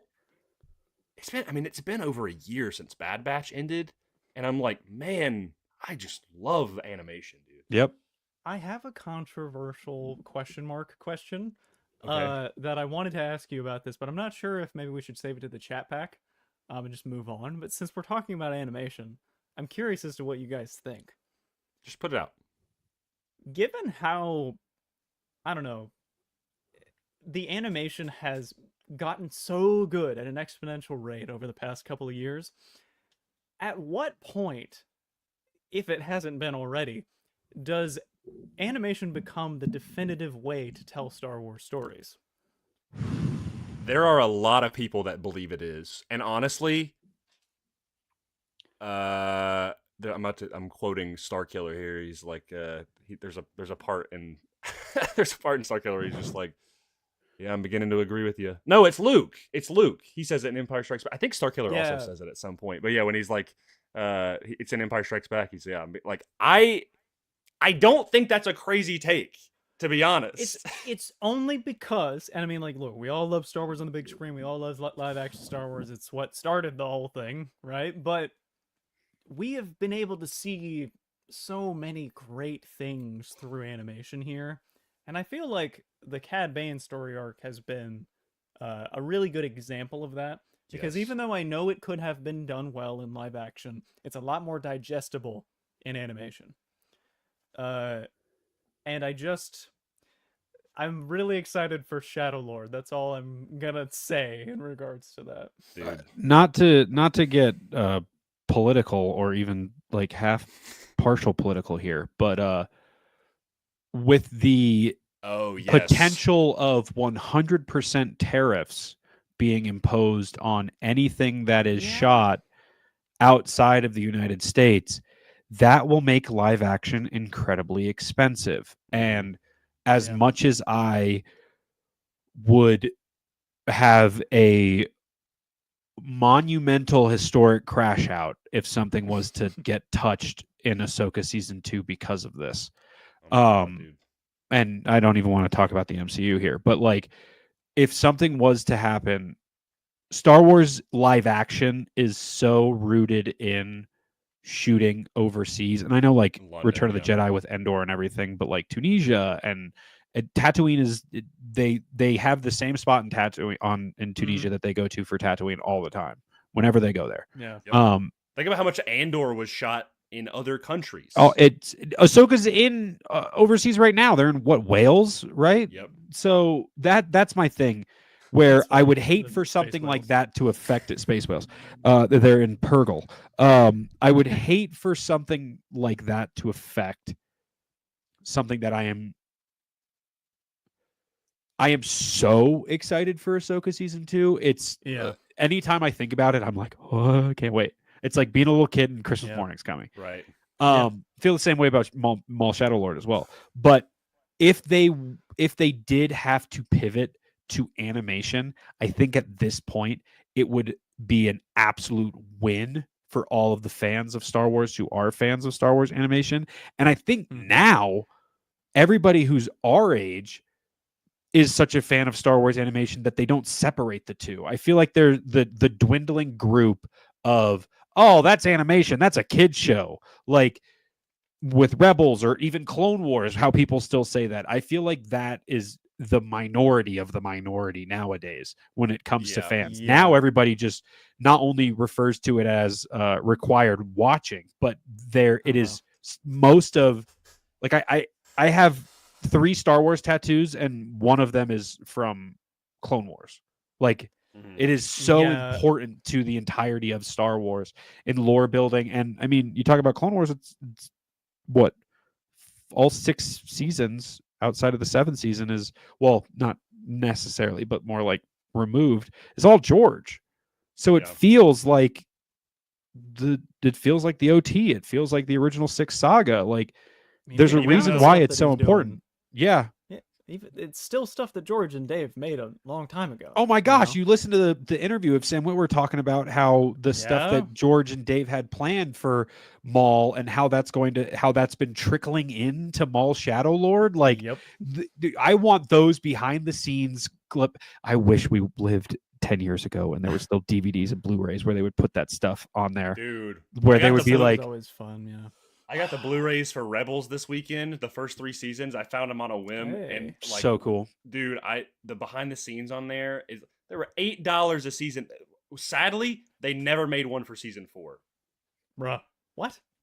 That's weird. All right. That's, Why I would feel you- like that's the one why- that you would make it for. Why would you do this to me? Huh? Anyway, maybe listen, dude.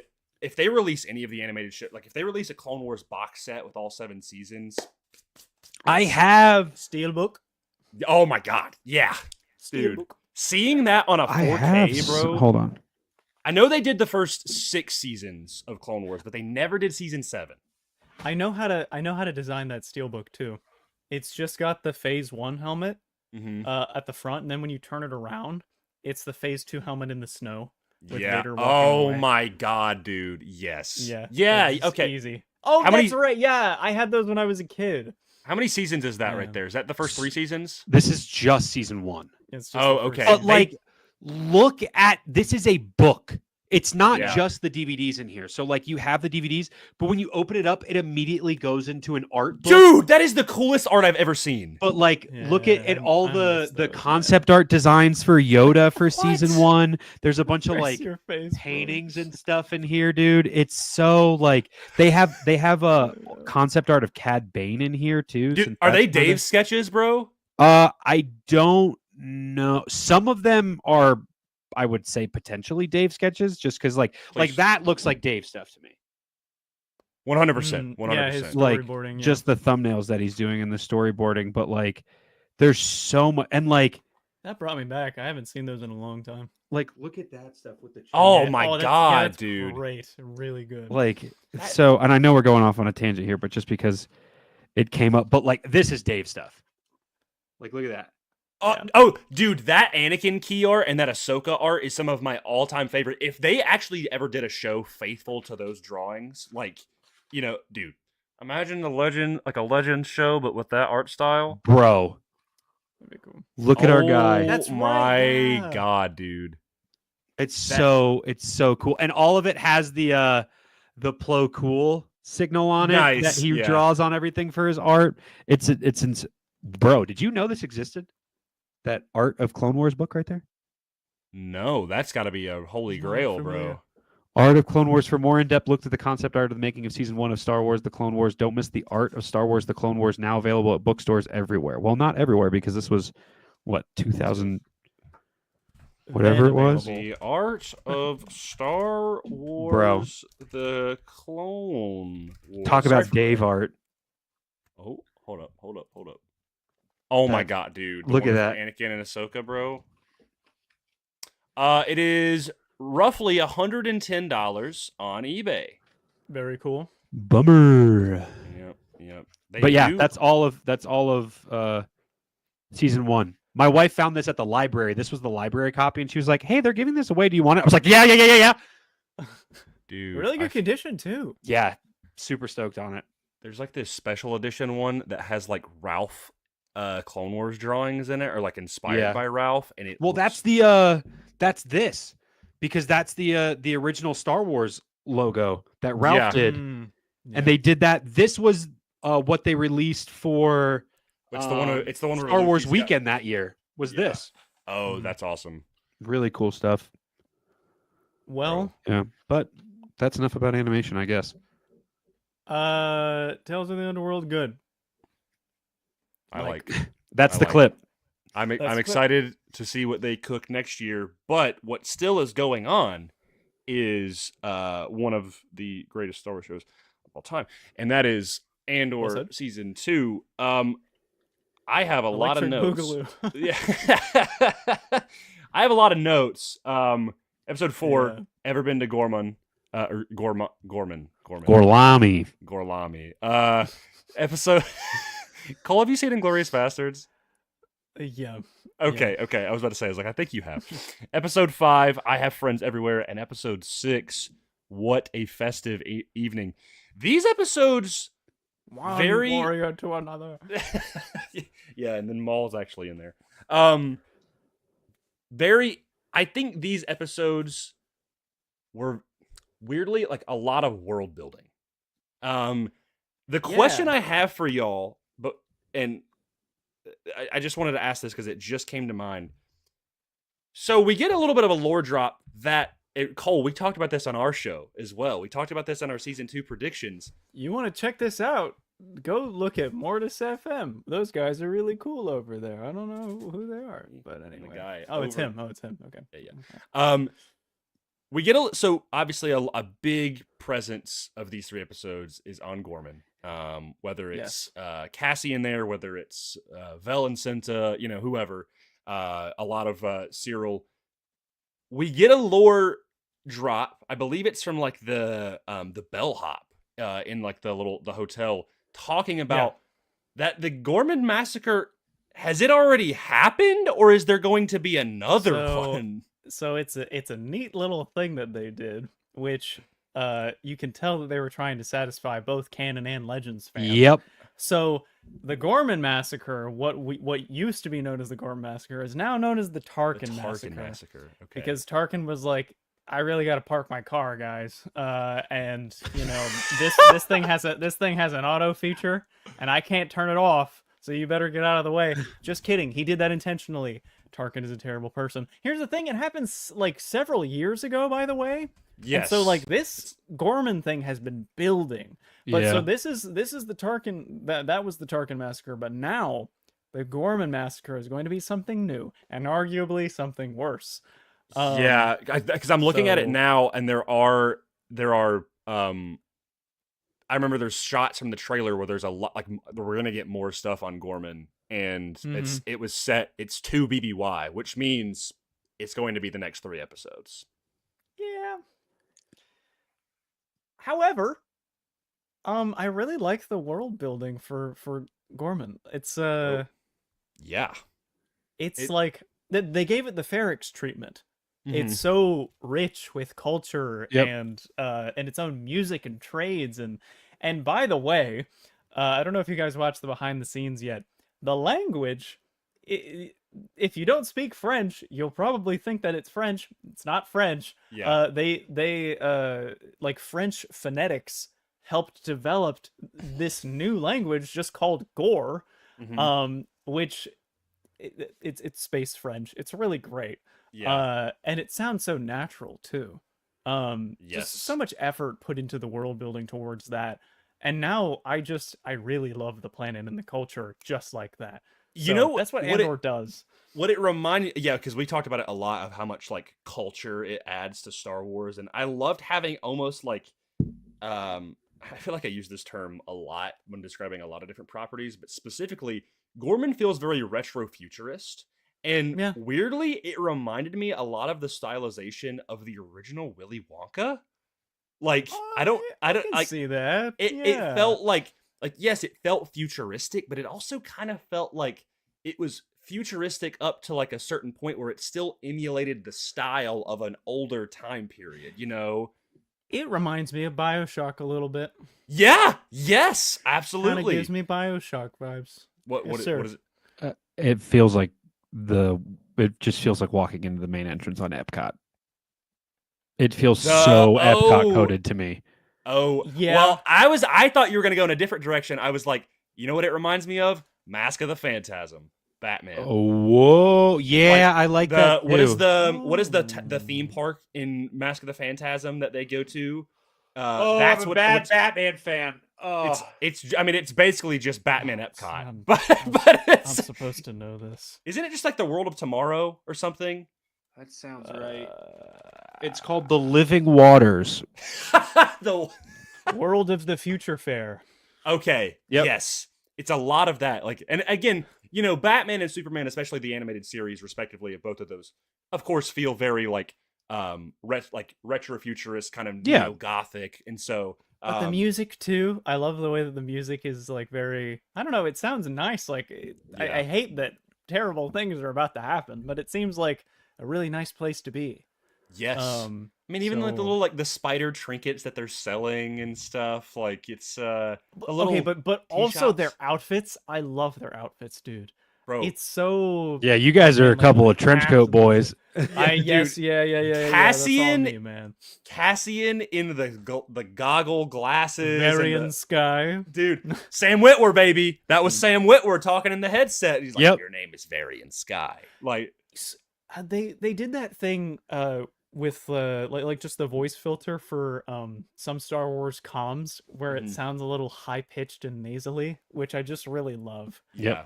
It's it's quintessentially Star Wars. I love it. Oh yeah. Anytime Sam does like a stormtrooper or anything, he's kind of always talks like this, you know.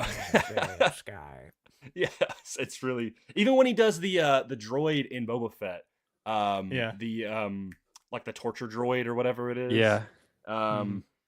But I definitely, so I'm gonna go and say, like, I do think I preferred, I know, Willie, I think you feel differently, and that is obviously fine.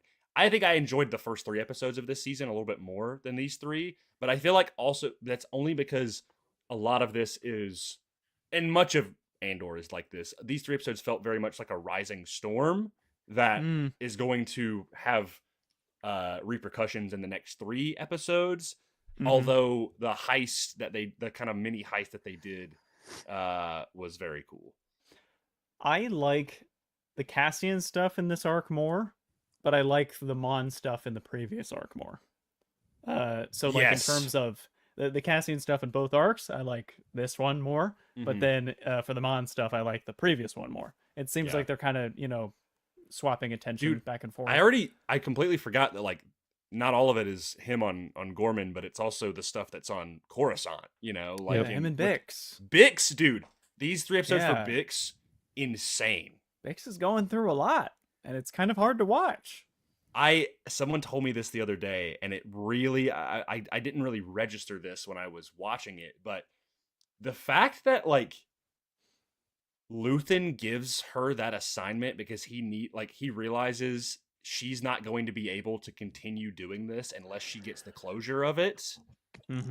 When we talk about the 6th episode, I just want you to know that is, it might be recency bias, but that is my favorite episode of Andor.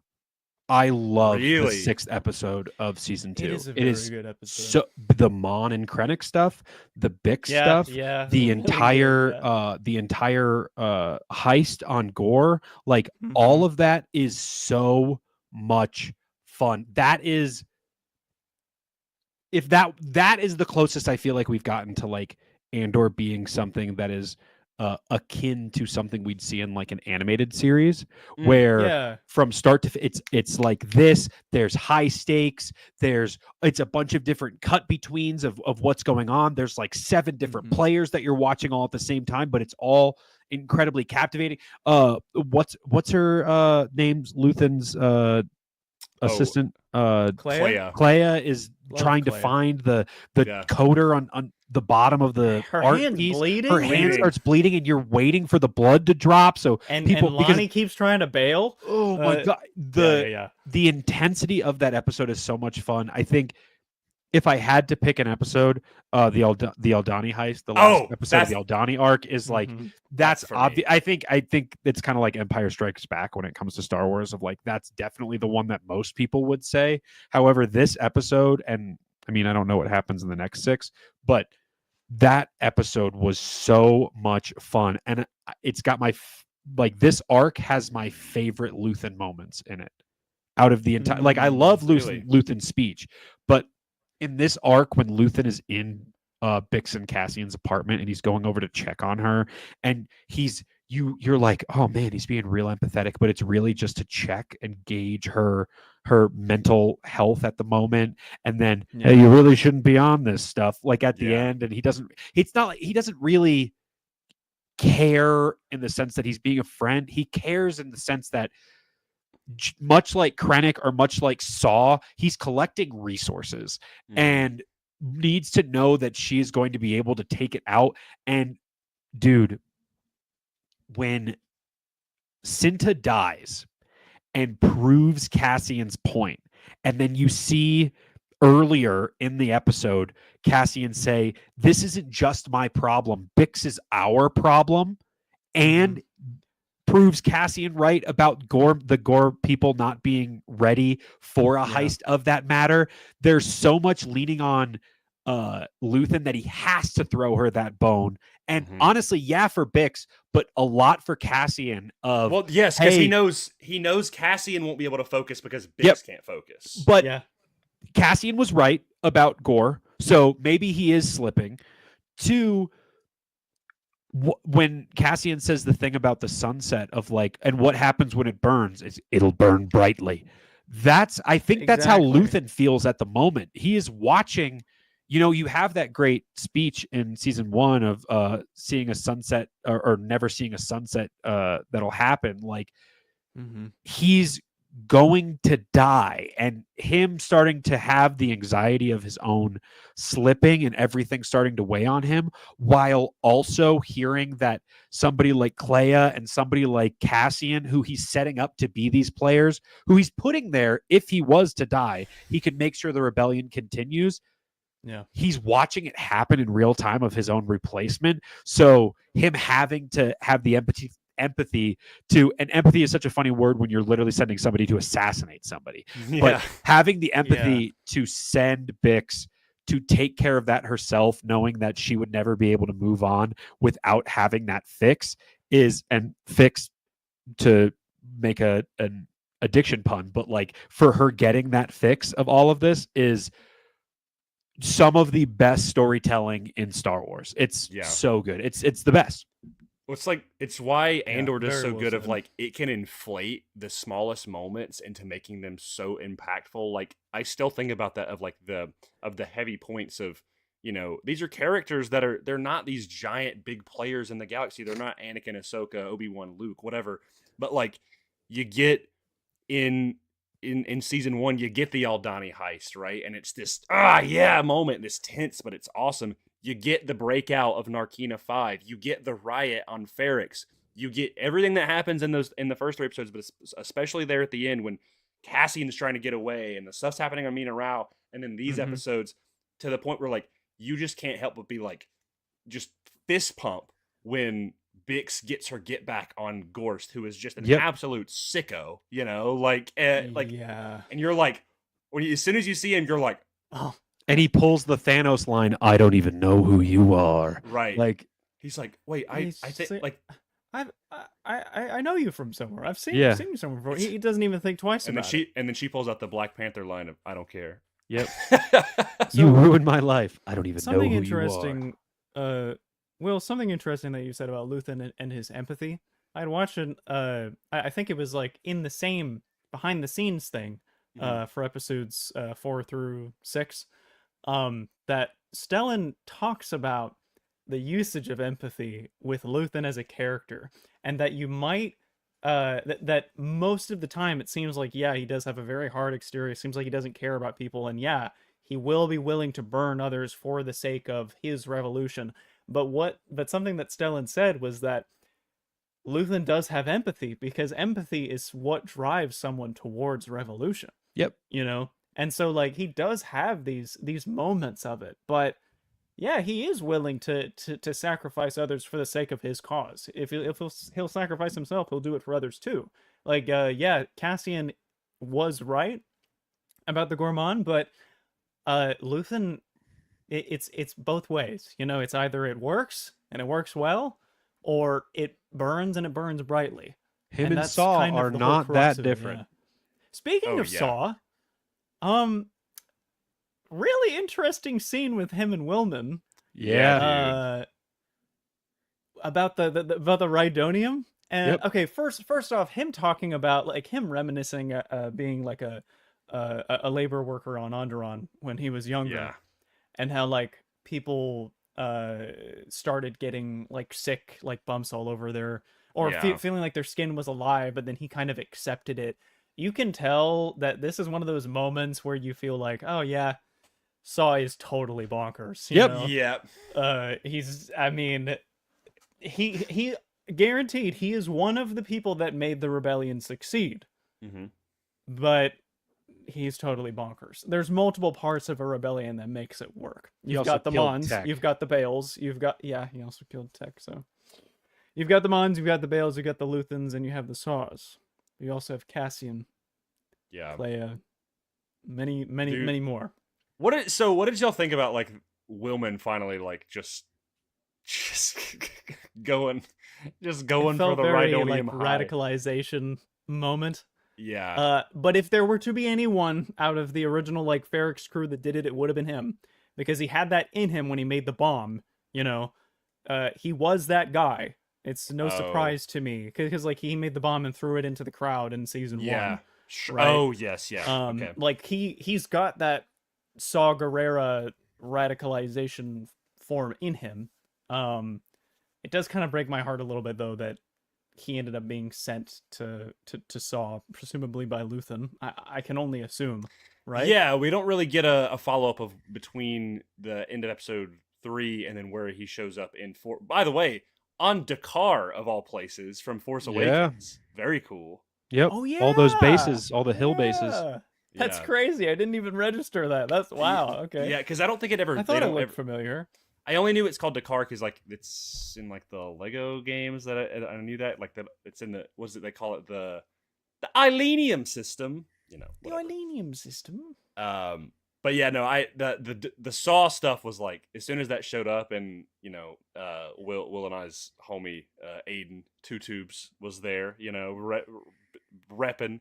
It was very very cool. I have a list of notes that I think that I want to bring up, and one of them that I just realized, the 2 guards on Gorman that are watching the pod race. Oh, that's from yeah. that's a specific level in pod racing, isn't it? Is it actually? I'm pretty sure. Oh my gosh, I think I screenshotted it. Hold on. If it That- is, that's hilarious. That could that be another David? I'll Collins find it thing? while you keep bringing up your point on it, but I'm Okay. pretty sure. I mean, my note was pod racer sounds go burr. So So I think Yep. like going along with that idea, Andor once again, it continues to do this throughout its many episodes. It continues grounding the Star Wars universe. Mhm. So like, I don't know, guards watching pod racers, and then seeing that, I don't know, television special of a talk show where they were talking about Good Morning uh, Coruscant. yeah, Good Morning Coruscant. That feels so strange to me. Like I know that it would exist, but it feels so strange to me to exist in the same universe as Palpatine, where he is the Emperor at the time. it feels right? very Hunger Games. That's what I thought. It was does, very yeah. very high society Hunger Games, which I even think they mentioned like the Emperor. They're like, oh, the Emperor is blah blah blah blah blah. They do, yeah. I think it was that they mentioned that there was some gourmand propaganda where they were making fun of the Emperor or something like that.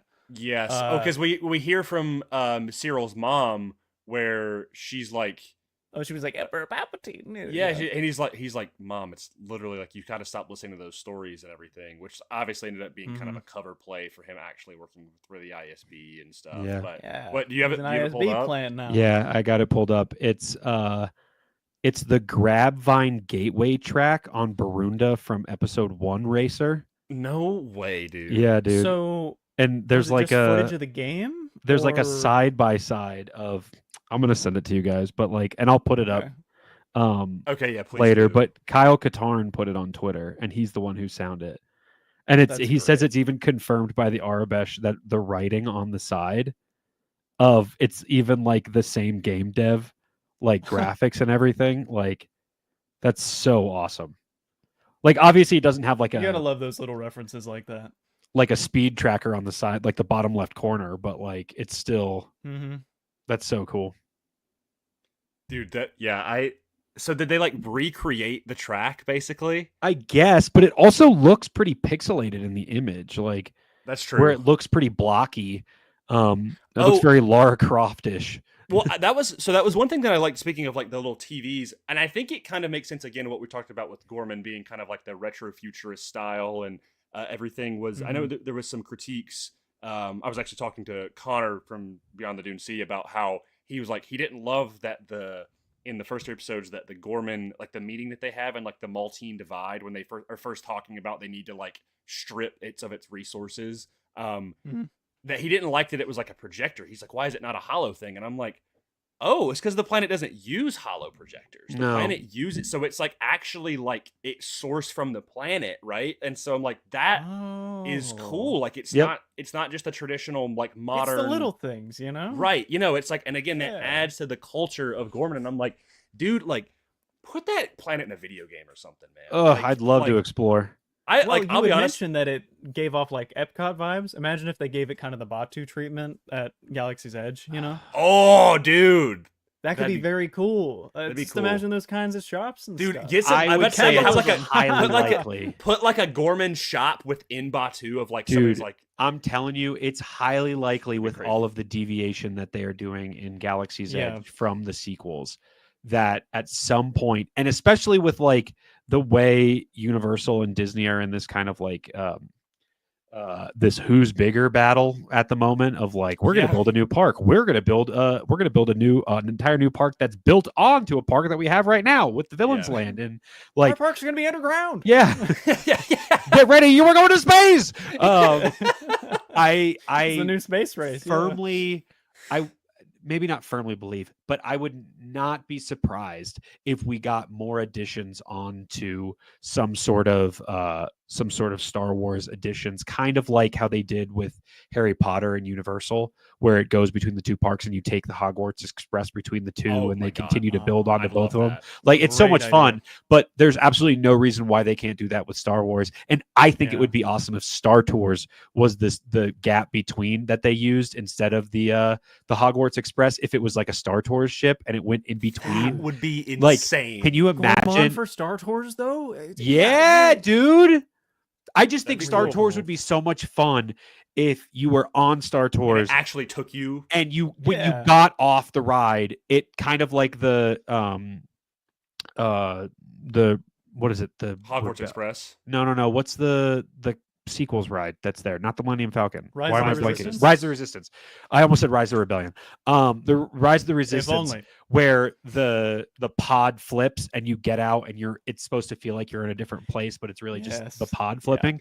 I would love if they did that. Like even Mission Space does that, where the pod like fully flips and then you exit in a different place than you enter, and you exit through the gift shop, but like the gift shop is actually a gore gift shop, like, and there's the spiders weaving and everything. Say the little spiders and stuff. Star Wars is so immersive. It would be cool if like one in every batch of those spiders that you can get has a message in it. It'd be like the black kyber crystal for the dude. That'd be so cool, bro. It's like a fortune cookie from Cyril. Okay, I have a note here as well. Do y'all think, especially after seeing the heist, because he's watching it, I could be wrong, I maybe just am misinterpreting it. Do we feel like there's still a potential for Cyril to possibly have a face turn at some point? Because there's some points there where he kind of seems like he's still a little hesitant, you know? It's so the one thing I will say is that there is a scene where Partagaz is talking to Dedra, and he says he can never know the true intention of this, you know? And I really don't think, all evidence to the contrary, but I really don't think Cyril is the type of person to want this for people, like for a society, right? And so I think if he finds out, I have a feeling that he's going to see the massacre, and that might be, you know, you'll see him kind of question things, but it's only years later that you notice what he does with that. And the massacre being directly a cause of Deidre's actions. And him finding that out, because I feel like Deidre is the like the straw that breaks the camel's back here in the situation, where if she is the flip and he realizes that even because when he says you had me followed, like, and you can see that, but he's like, oh, okay, I guess it's not that bad. Like I get, hi, honey, like, but that little flip of like, maybe I'm not. Yeah, it's just, like the mayor and SpongeBob and the superhero episode. But like I think that if he sees the massacre. He sees that his actions are what led to this causality, as well as Deidre being the one who put him in that place to make those actions on behalf of her to enact her plan, and then realize that any sort of wacko, messed up, toxic relationship that they have between them that Cyril thinks is real is actually just her using him to have all of this. I think that's a lot for him to just, he's given his life to the Empire in a sense, because he thought that the rebellion was wrong. But I think it's going to be a weird, a face turn moment of maybe I've been working for the wrong people the entire time. So I think it's highly likely. Do I think it might happen? Yeah. I don't know, but I just, it would not be unexpected if it was to happen. Do you? Okay, I think you bring a lot of good points and a lot of what I share of the same sentiment. If that is the case, do you think he could like kill Dedra? Whoa! Like him like tweaking out and being like free, like feeling. I mean, literally, like he crashes out into the point where he kills her, but then he dies like immediately after. You know, like it being a thing of like he's immediately gunned down after he kills her would be such an interesting parallel, especially with the end of season 1 where he he saves her down to the point where he kills her. I don't know. It's just a thought that I.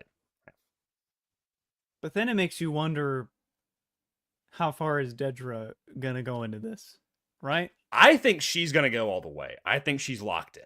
I would love a face turn from Dedra. That'd be crazy. What I'm thinking is like, she's not as committed as she used to be. She's in it. She's locked into the mission, but she is hesitant. She is anxious. She does have certain reservations, right? Like you can see the look on her face when these sorts of discussions are broached, but it might not be enough to make her turn, right? Maybe Cyril is the one that would have to do it. We still have that one scene where she's like having a panic attack and like looks like she's being choked or she is choking in general, which could also allude to that, you know? I don't know.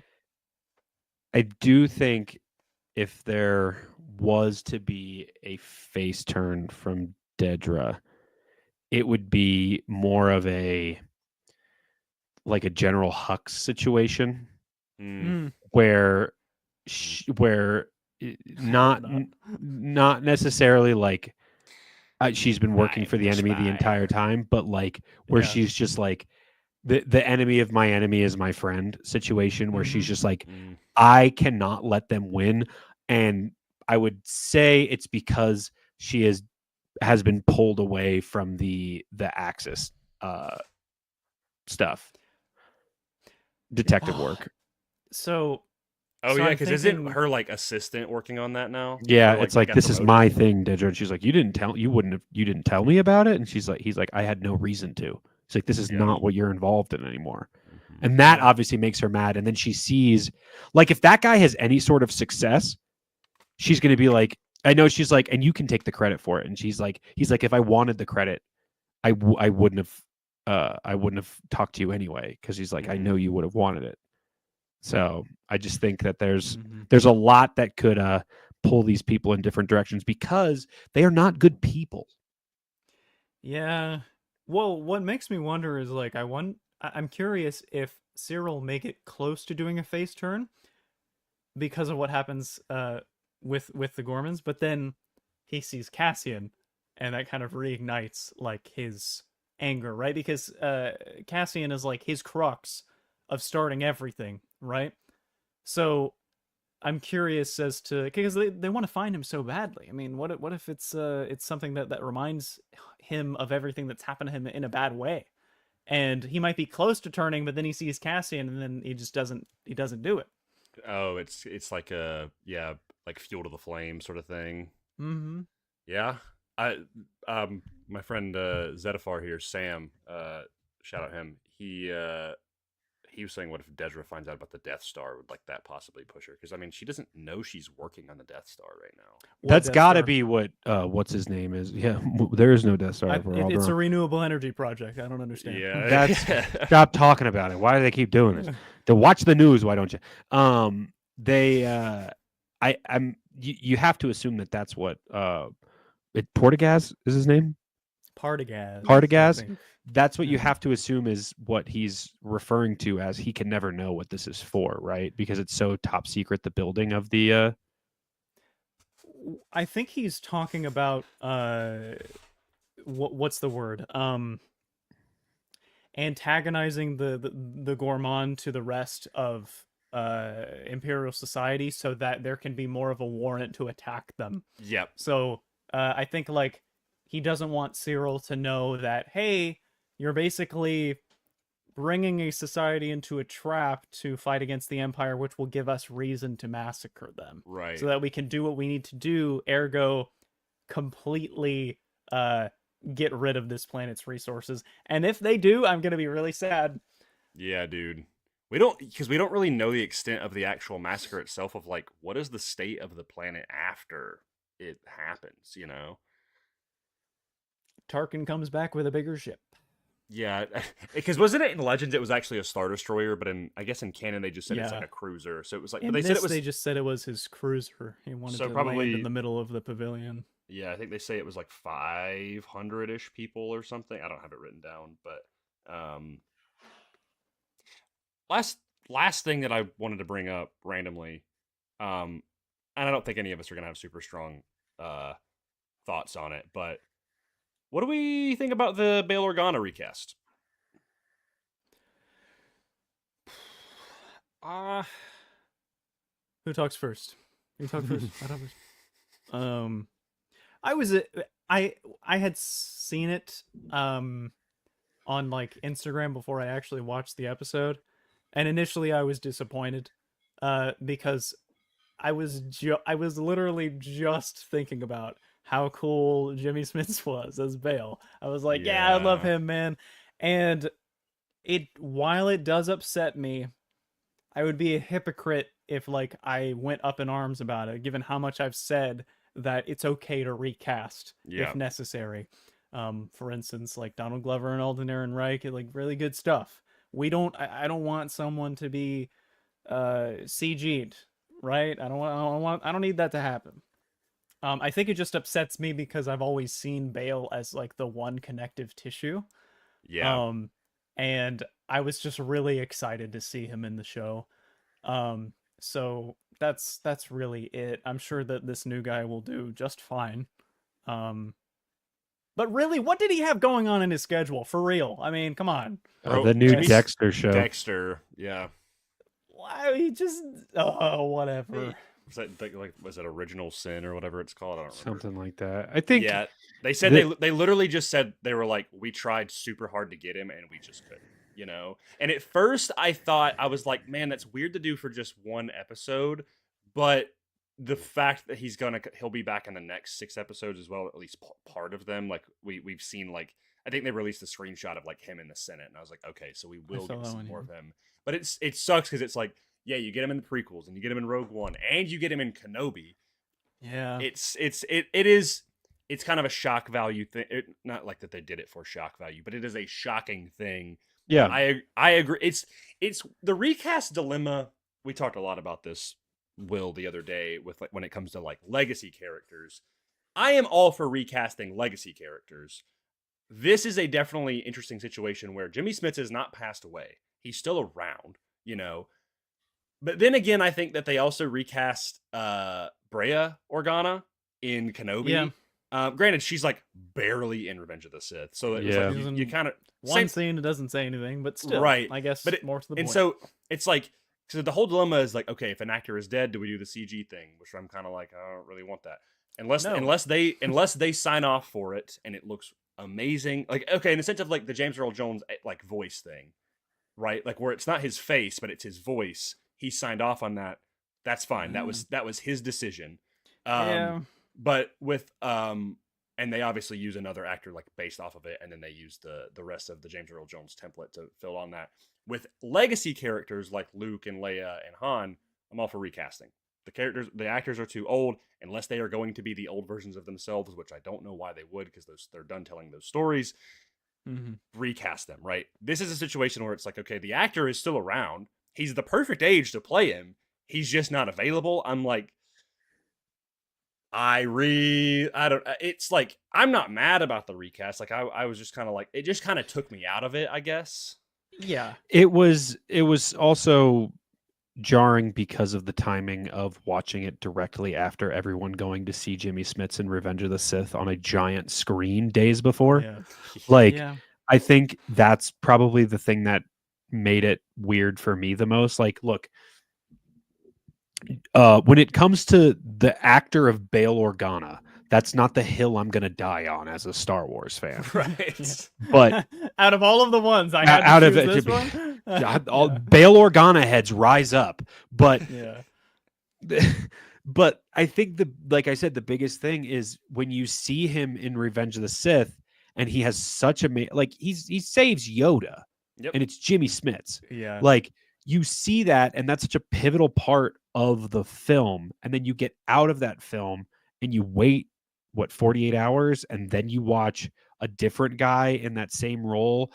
To your point, Grayson, where he's still himself in Kenobi.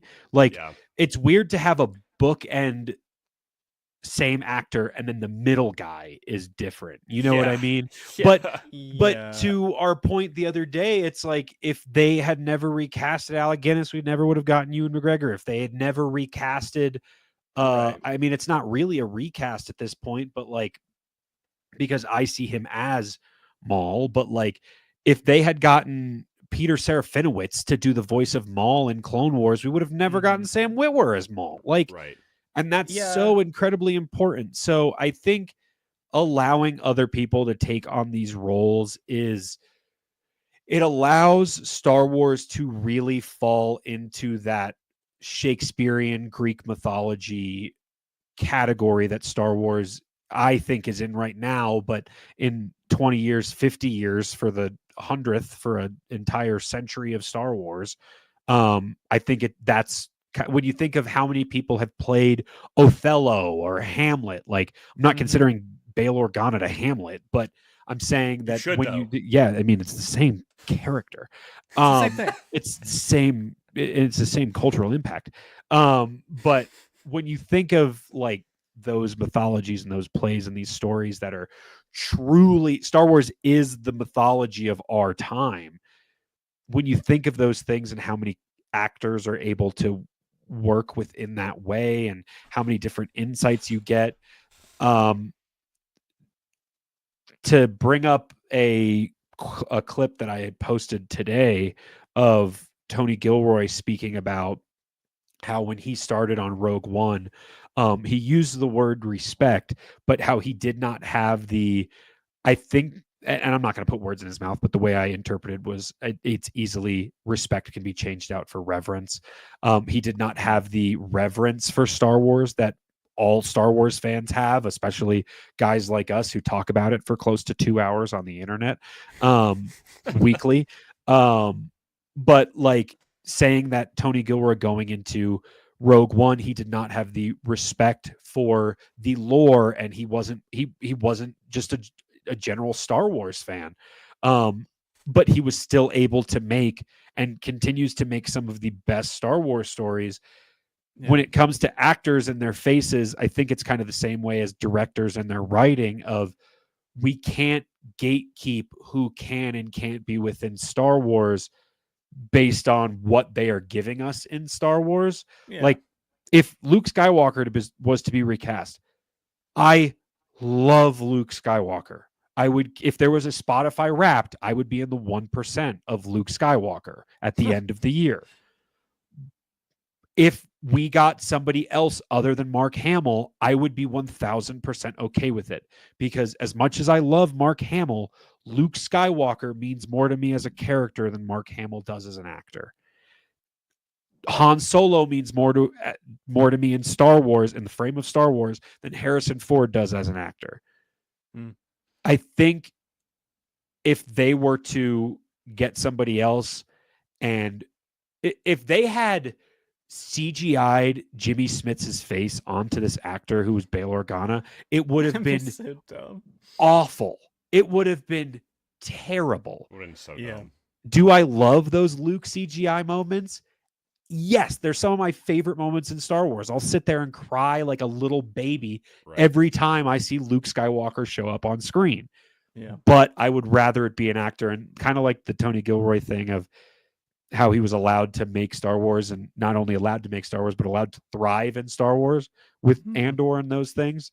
And what his contributions to Rogue One, which is, in my opinion, one of the best pieces of Star Wars media. I just think when it comes to the gatekeeping of something like that, and I don't like the word gatekeeping. Maybe there's a better word for it, but Yeah. Well, it can The- be. It yeah. can be. yeah, it's just I don't like gatekeeping because it's like that's my Star Wars and you're my Star Wars and you can't change that. That's my like it's the Bail Organa recast and the Ki-Adi-Mundi birthday thing are so like within the same orb. However, Yeah. they're so immediately different, and I think It depends on the interpretation. Yeah. yeah, I just think when it comes to like the gatekeeping of lore and the gatekeeping of just what you're watching in terms of entertainment, how many Spider-Mans have we had? You know what I mean? It's like Spider-Man is bigger than one actor. And are Well, I they mean, is it it's- great when Toby and Andrew show up? Yeah, but it doesn't It's- need to be it's the them same every thing time. for like Kevin Conroy as Batman. You know, Yep. may he rest in peace. He will always be my favorite Batman. Yep. But there are many other ways that it's about the character, Yep. right? And even the actors, if they care for any salts of their name, it's like I hope that this other person can bring a good interpretation. Yeah. It's Yeah, different, dude. and it's fine. I think It- it's if anything, it just kind of it was just a little bit of a whiplash because Yeah. his appearance in Rogue One combined with the Force theme is just very special. Yeah. But I'm sure. I mean, who knows? Maybe season 2 will have the best Bale scenes that we've ever seen. You know, Sure. who knows what they're gonna do with him? They must have had a specific reason, right? Instead of just a little cameo. Because if they were just gonna do a cameo, then I'd say They wouldn't have. probably they not should- necessary. Yeah. Exactly. That was my thing at first when I saw it. I was like, "What? Why are we recasting him for one scene? Like, just don't do the scene. You know, like it would have just been Bale, hello. Yeah, that's it. goodbye." But it's Bale. like, but knowing that he's going to be like in some more prominent scenes in the next 6 episodes, I don't know how big or small. I just know he's going to be in them. I'm like, okay, maybe like that's fine. And you know, you're talking about these like characters that are, you know, the characters are bigger than the actors at this point, right? Although, sorry, I'm a kind of a Harrison Ford. simp Oh, I here, love all right? Harrison Ford. Yeah. I would like to make just a blanket statement to all of that. I love all of these Star Wars actors. When I Yeah. think of Princess Leia, I will forever think of Carrie Fisher, but it's kind of the same thing of like when I think of Star Wars, I think of Christopher Reeves. That doesn't mean I don't want to see David Cornsweet as You mean Superman?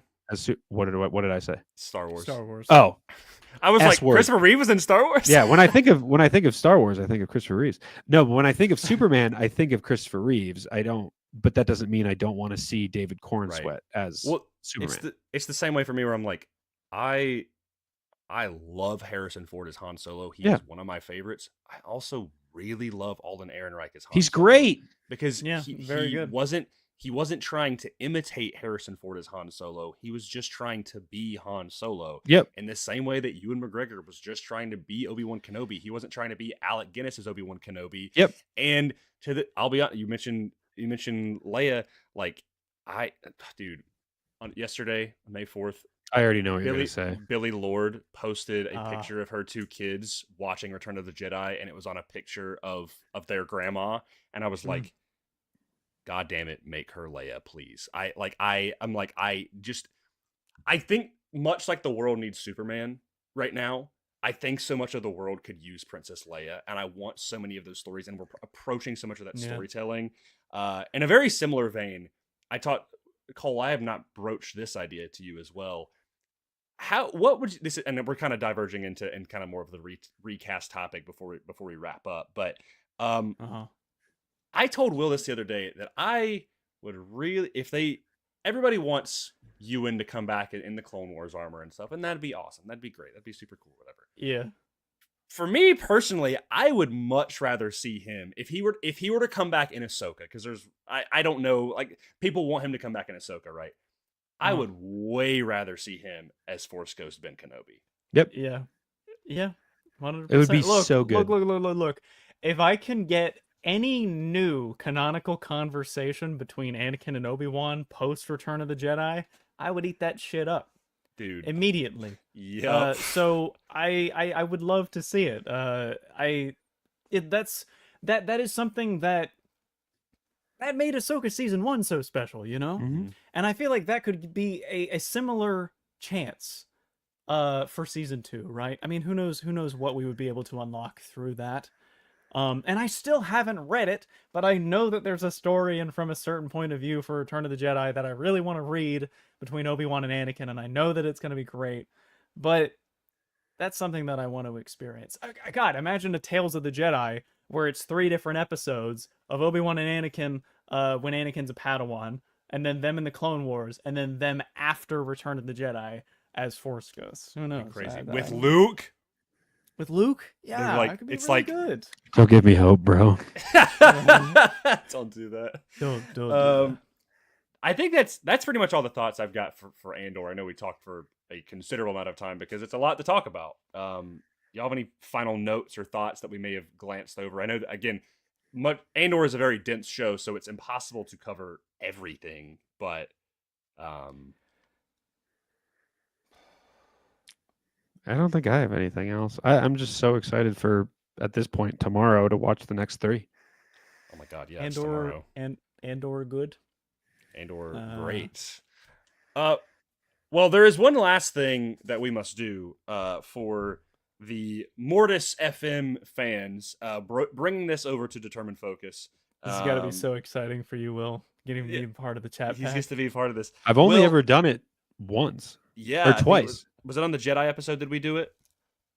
because Yeah. did we do it because I've When been did on we- twice, right? What We've did been we on talk? What once. did we talk about? I wasn't on twice. I wasn't on twice for that Mortis time? FM. No, just one. Oh no, I was the second guest ever. yes. That's what So, it is. Yeah. so we've only done one of these. I don't remember what we did on the Jedi episode. So No I don't idea. know. So the earliest card I have is 4, and the last card I have is 124. So there's a good chance that any of the numbers in between there are available. Will, I would love you to choose a number between 4 and 124, and I will choose the closest number to that one. 6. Great. It's because tomorrow's the 6th. I see what you're doing. Well, 6 is Yeah. available. So, How long Uh, is Jar Jar Binks's tongue?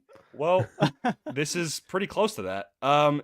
No one knows the name of Yoda and Grogu's species. What would you call it? What was the thing you said in Luke's in the giveaway thing? The Greeble Schmeebles or whatever? Yeah, they're the Schmeeble Deebles. Oh, I would call it a Goni Tilroy. It would be funny if they were called a Glup. You know, that would be the perfect way to tie it up.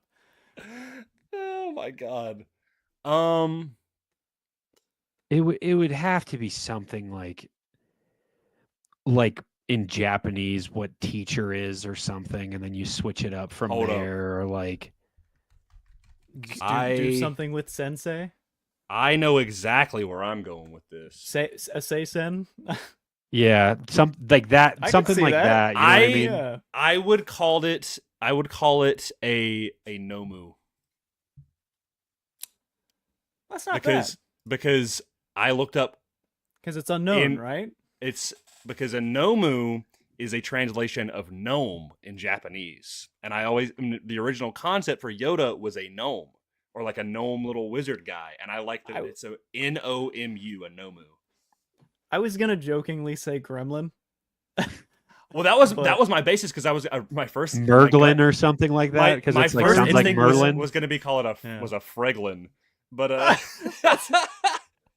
That just sounds like a Diary of a Wimpy Kid spinoff. Yeah. uh, So is it- teacher in Japanese is actually Kyoshi, which I did not know. I don't know if it's pronounced the same way, but it's Oh, really? Kiyoshi. At least this is what Google Translate is telling me. That's- So that- a that's mix on Kiyoshi would be a lot of fun. I also the Last Airbender fan in me would also love Kiyoshi, something like that. But That would be cool. Uh, I like a lot of those, or just like call them Kiyosh. yeah, Kiyoshi is actually cool. Yeah, I like that. The It's just like- Kiyoshi species. That makes sense. Kyoshi is a term describing the profession of a teacher. Meanwhile, sensei is a title of respect used to address that teacher. So technically, it's like both, but just What if you different combine versions the of words it. to like Kiyose? Kyosei or senshi? Ooh, I like Yeah. that. Senshi Senshi. sounds kind of cool. Senshi said yeah. does sound cool. Knowledge in Japanese is Kishiki. CHISHIKI, Yeah. which is interesting, which also would be kind of funny if it was something that was a spin on that because of his relationship with With the Wookiees. Wookiees. And what about the droid attack on the Wookiees? Yeah, those are. I like a lot of the ones they just came up with. That on it, like if they came up with a really cool name for Yoda's species, like something like that, I wouldn't even be mad. Like I No. would just be like, "Oh, that's sick," you know. Like obviously, I loved it, Yeah. like the air of mystery to it, but something like that is gives it a cool like even if they're like, "This is the name," but we still don't know where they're from. Yeah, you and know? you're only ever going to get 3 of them. yeah, Like other than 3, there's that's it. no more, no less. You know. Yeah. It's like it literally is like the Avatar. It's like as soon as one dies, another reappears. You know.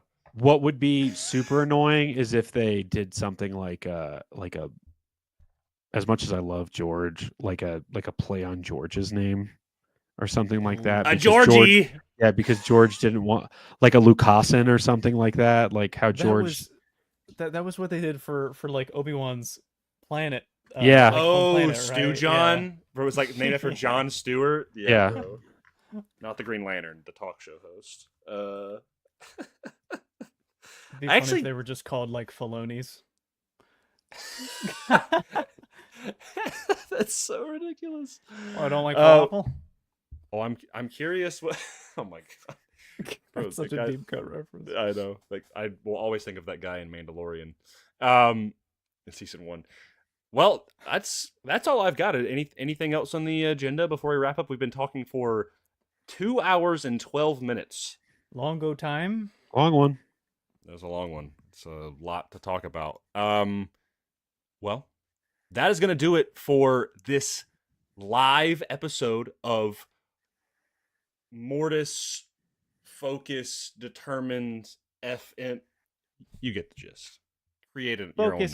Focused FM. I was about to say Mortis Determined FM. Mortis DFM. Mortis Determined Focus. Will of the Mortis FM? Question mark. The Determined- Living Waters. That's going to be our third show that yeah. we're creating. Anytime Cole is on and we do this live, we're going to be referred to it as an episode of The Living Waters. That's great. What's up, guys? We are the Living Waters. It sounds like a What do we? band. Yeah, I know. I was Yeah. about to say it's like. There's We're the one of Living us has a Waters. banjo. Yeah. Can I play the harmonica? Yep. Sick. But you have to play another instrument at the same time. It has Yep. to be like the Bob one Dylan. where yeah, exactly. Will, why don't you do the honor since we did the intro? You do the outro. Hit him with the catchphrase. Oh, stay on target. Your focus determines your reality. Thanks for hanging out with us, guys. I know it was a long one, but we'll see you next week. Bye-bye.